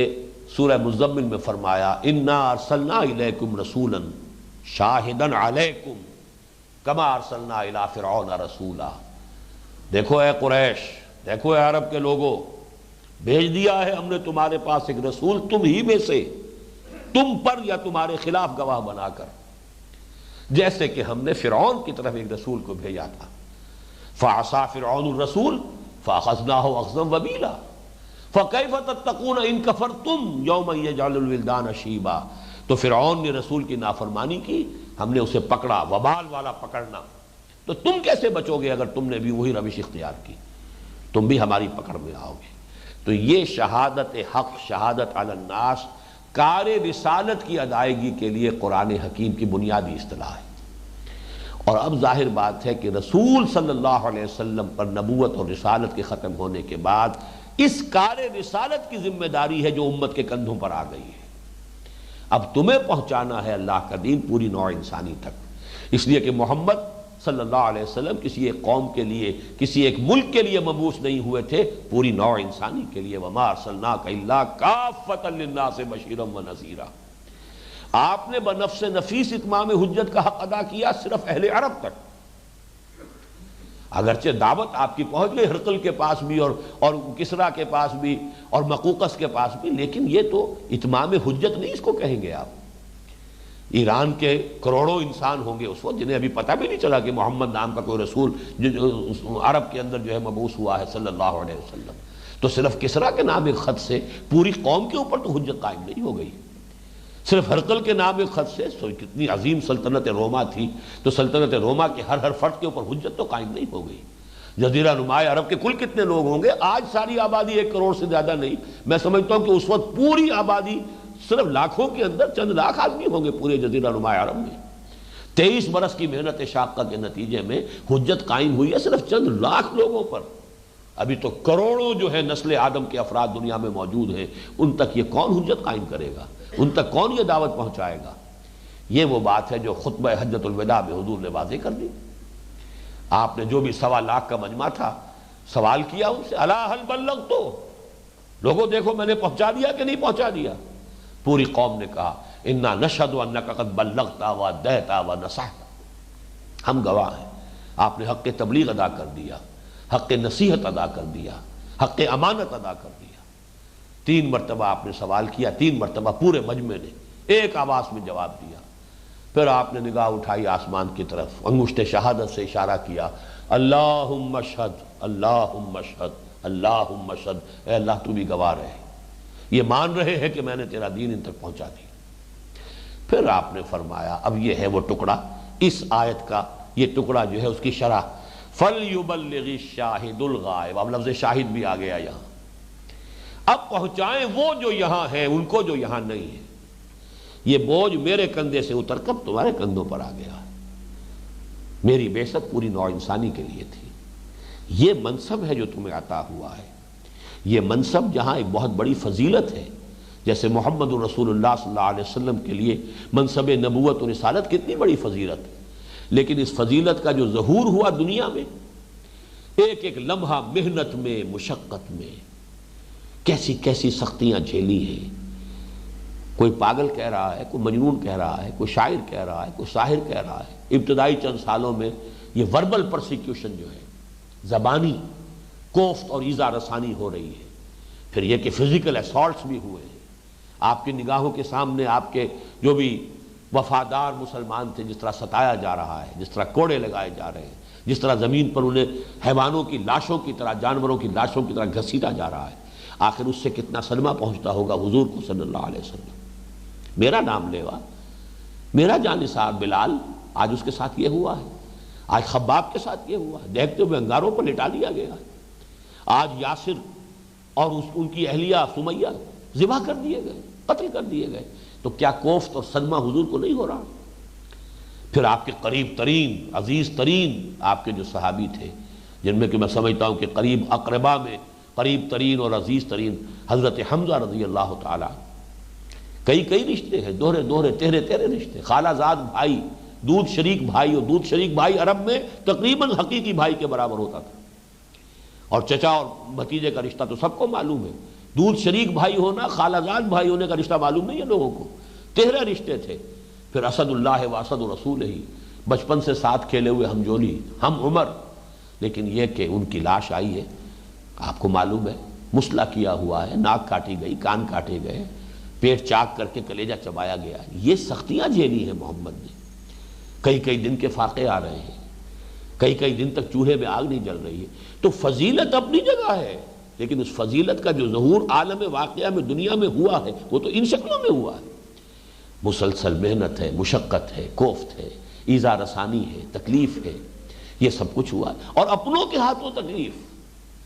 آخر عبداللہ ابن ابی منافق تھا تو کلمہ گو، محمد کا کلمہ پڑھتا تھا صلی اللہ علیہ وسلم، محمد کی امامت میں نمازیں ادا کرتا تھا، کھڑے ہو کر کہتا تھا چودراہٹ کے انداز میں، لوگوں سنو، توجہ سے سنو ان کی بات، یہ اللہ کے رسول ہیں. اور وہی شخص ہے جس نے حضرت عائشہ پر تہمت لگائی ہے. جس وقت حضور کی زبان سے کتنا دکھا ہوا دل ہوگا جبکہ آپ کی زبان سے الفاظ نکلے، کیا کوئی شخص نہیں ہے جو مجھے اس کی ازاسانی سے بچا سکے؟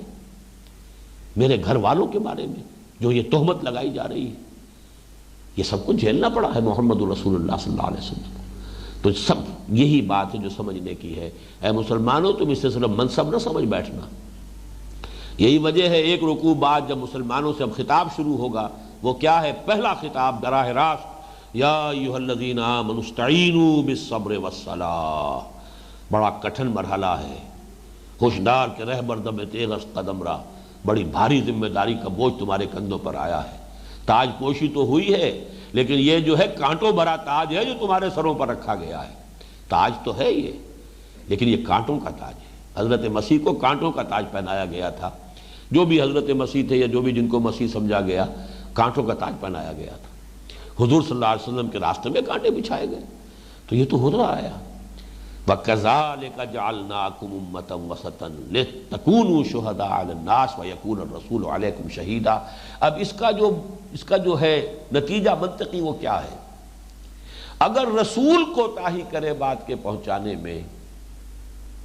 تو ڈیبٹ کریڈٹ کا جو بھی آپ کو ماڈرن اکاؤنٹنگ کا حساب معلوم ہے، رسول کو ڈیبٹ ہوگا، کریڈٹ کس کو ملے گا؟ قوم کو۔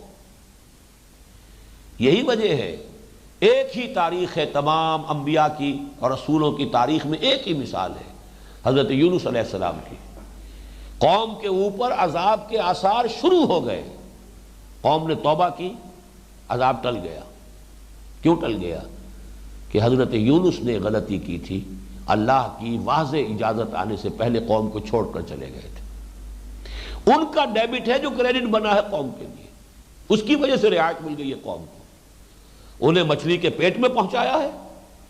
اور جیسے کہ کہا گیا ہے اگر وہ تسبیح نہ کر رہے ہوتے لا الہ الا انت سبحانک انی کنت من الظالمین، تو اب قیامت تک اسی مچھلی کے پیٹ میں رہتے، وہیں سے بعد الموت ہوتا ان کا۔ لیکن یہ ہے کہ بہرحال انہوں نے توبہ کی، اللہ نے توبہ قبول فرمائی۔ لیکن دیکھا آپ نے کہ جو غلطی وہاں ہوئی تھی اس کا کریڈٹ قوم کو مل گیا۔ لیکن اگر نبی نے بات پہنچا دی تو اب گویا کہ کوئی عذر نہیں رہا قوم کے پاس۔ نبی سے کوتاہی ہوئی تو قوم حجت قائم کر سکتی ہے اللہ کے ہاں، اللہ انہوں نے پوری بات ہمیں پہنچائی نہیں تھی۔ اسی طریقے سے اگر ہم نہیں پہنچا رہے تو پوری دنیا کی طرف سے ہمارے خلاف استغاثہ ہوگا قیامت کے دن کہ اللہ یہ تھے تیرے نبی کے وارث، یہ تھے قرآن کے حامل، یہ تھے تیرے نبی کا نام لیوا، یہ تم تیرے دین کے علمبردار، ان کا معاملہ یہ تھا کہ انہوں نے دین پر خود عمل نہیں کیا، ہمیں کیا پہنچاتے؟ تو ہماری گمراہی کا وبال بھی ان پر، ہماری گمراہی کے ذمہ دار بھی یہ ہے وہ نازک ذمہ داری شہادت علی الناس۔ وَكَذَلِكَ جَعَلْنَاكُمْ أُمَّةً وَسَطًا لِتَكُونُوا شُهَدَاءَ عَلَى النَّاسِ وَيَكُونَ الرَّسُولُ عَلَيْكُمْ شَهِيدًا۔ اس کے بعد اصل میں وہ جیسا میں نے عرض کیا تھا کہ یہ کیسے ہوا ہے، کیوں اللہ نے یہ قبلہ معین کیا، کیوں یہ تحویل ہوئی، کیوں اتنی بڑی آزمائش میں مسلمانوں کو ڈال دیا گیا، اس کا سارا معاملہ جو ہے اس آیت، طویل آیت ہے جس کا صرف ایک حصہ ہم نے آج پڑھا ہے، باقی انشاءاللہ تعالی اگلے ہفتے کو اب اس کا مطالعہ کریں گے۔ بارک اللہ لی ولکم فی القرآن العظیم ونفعنی وإیاکم بالآیات والذکر الحکیم۔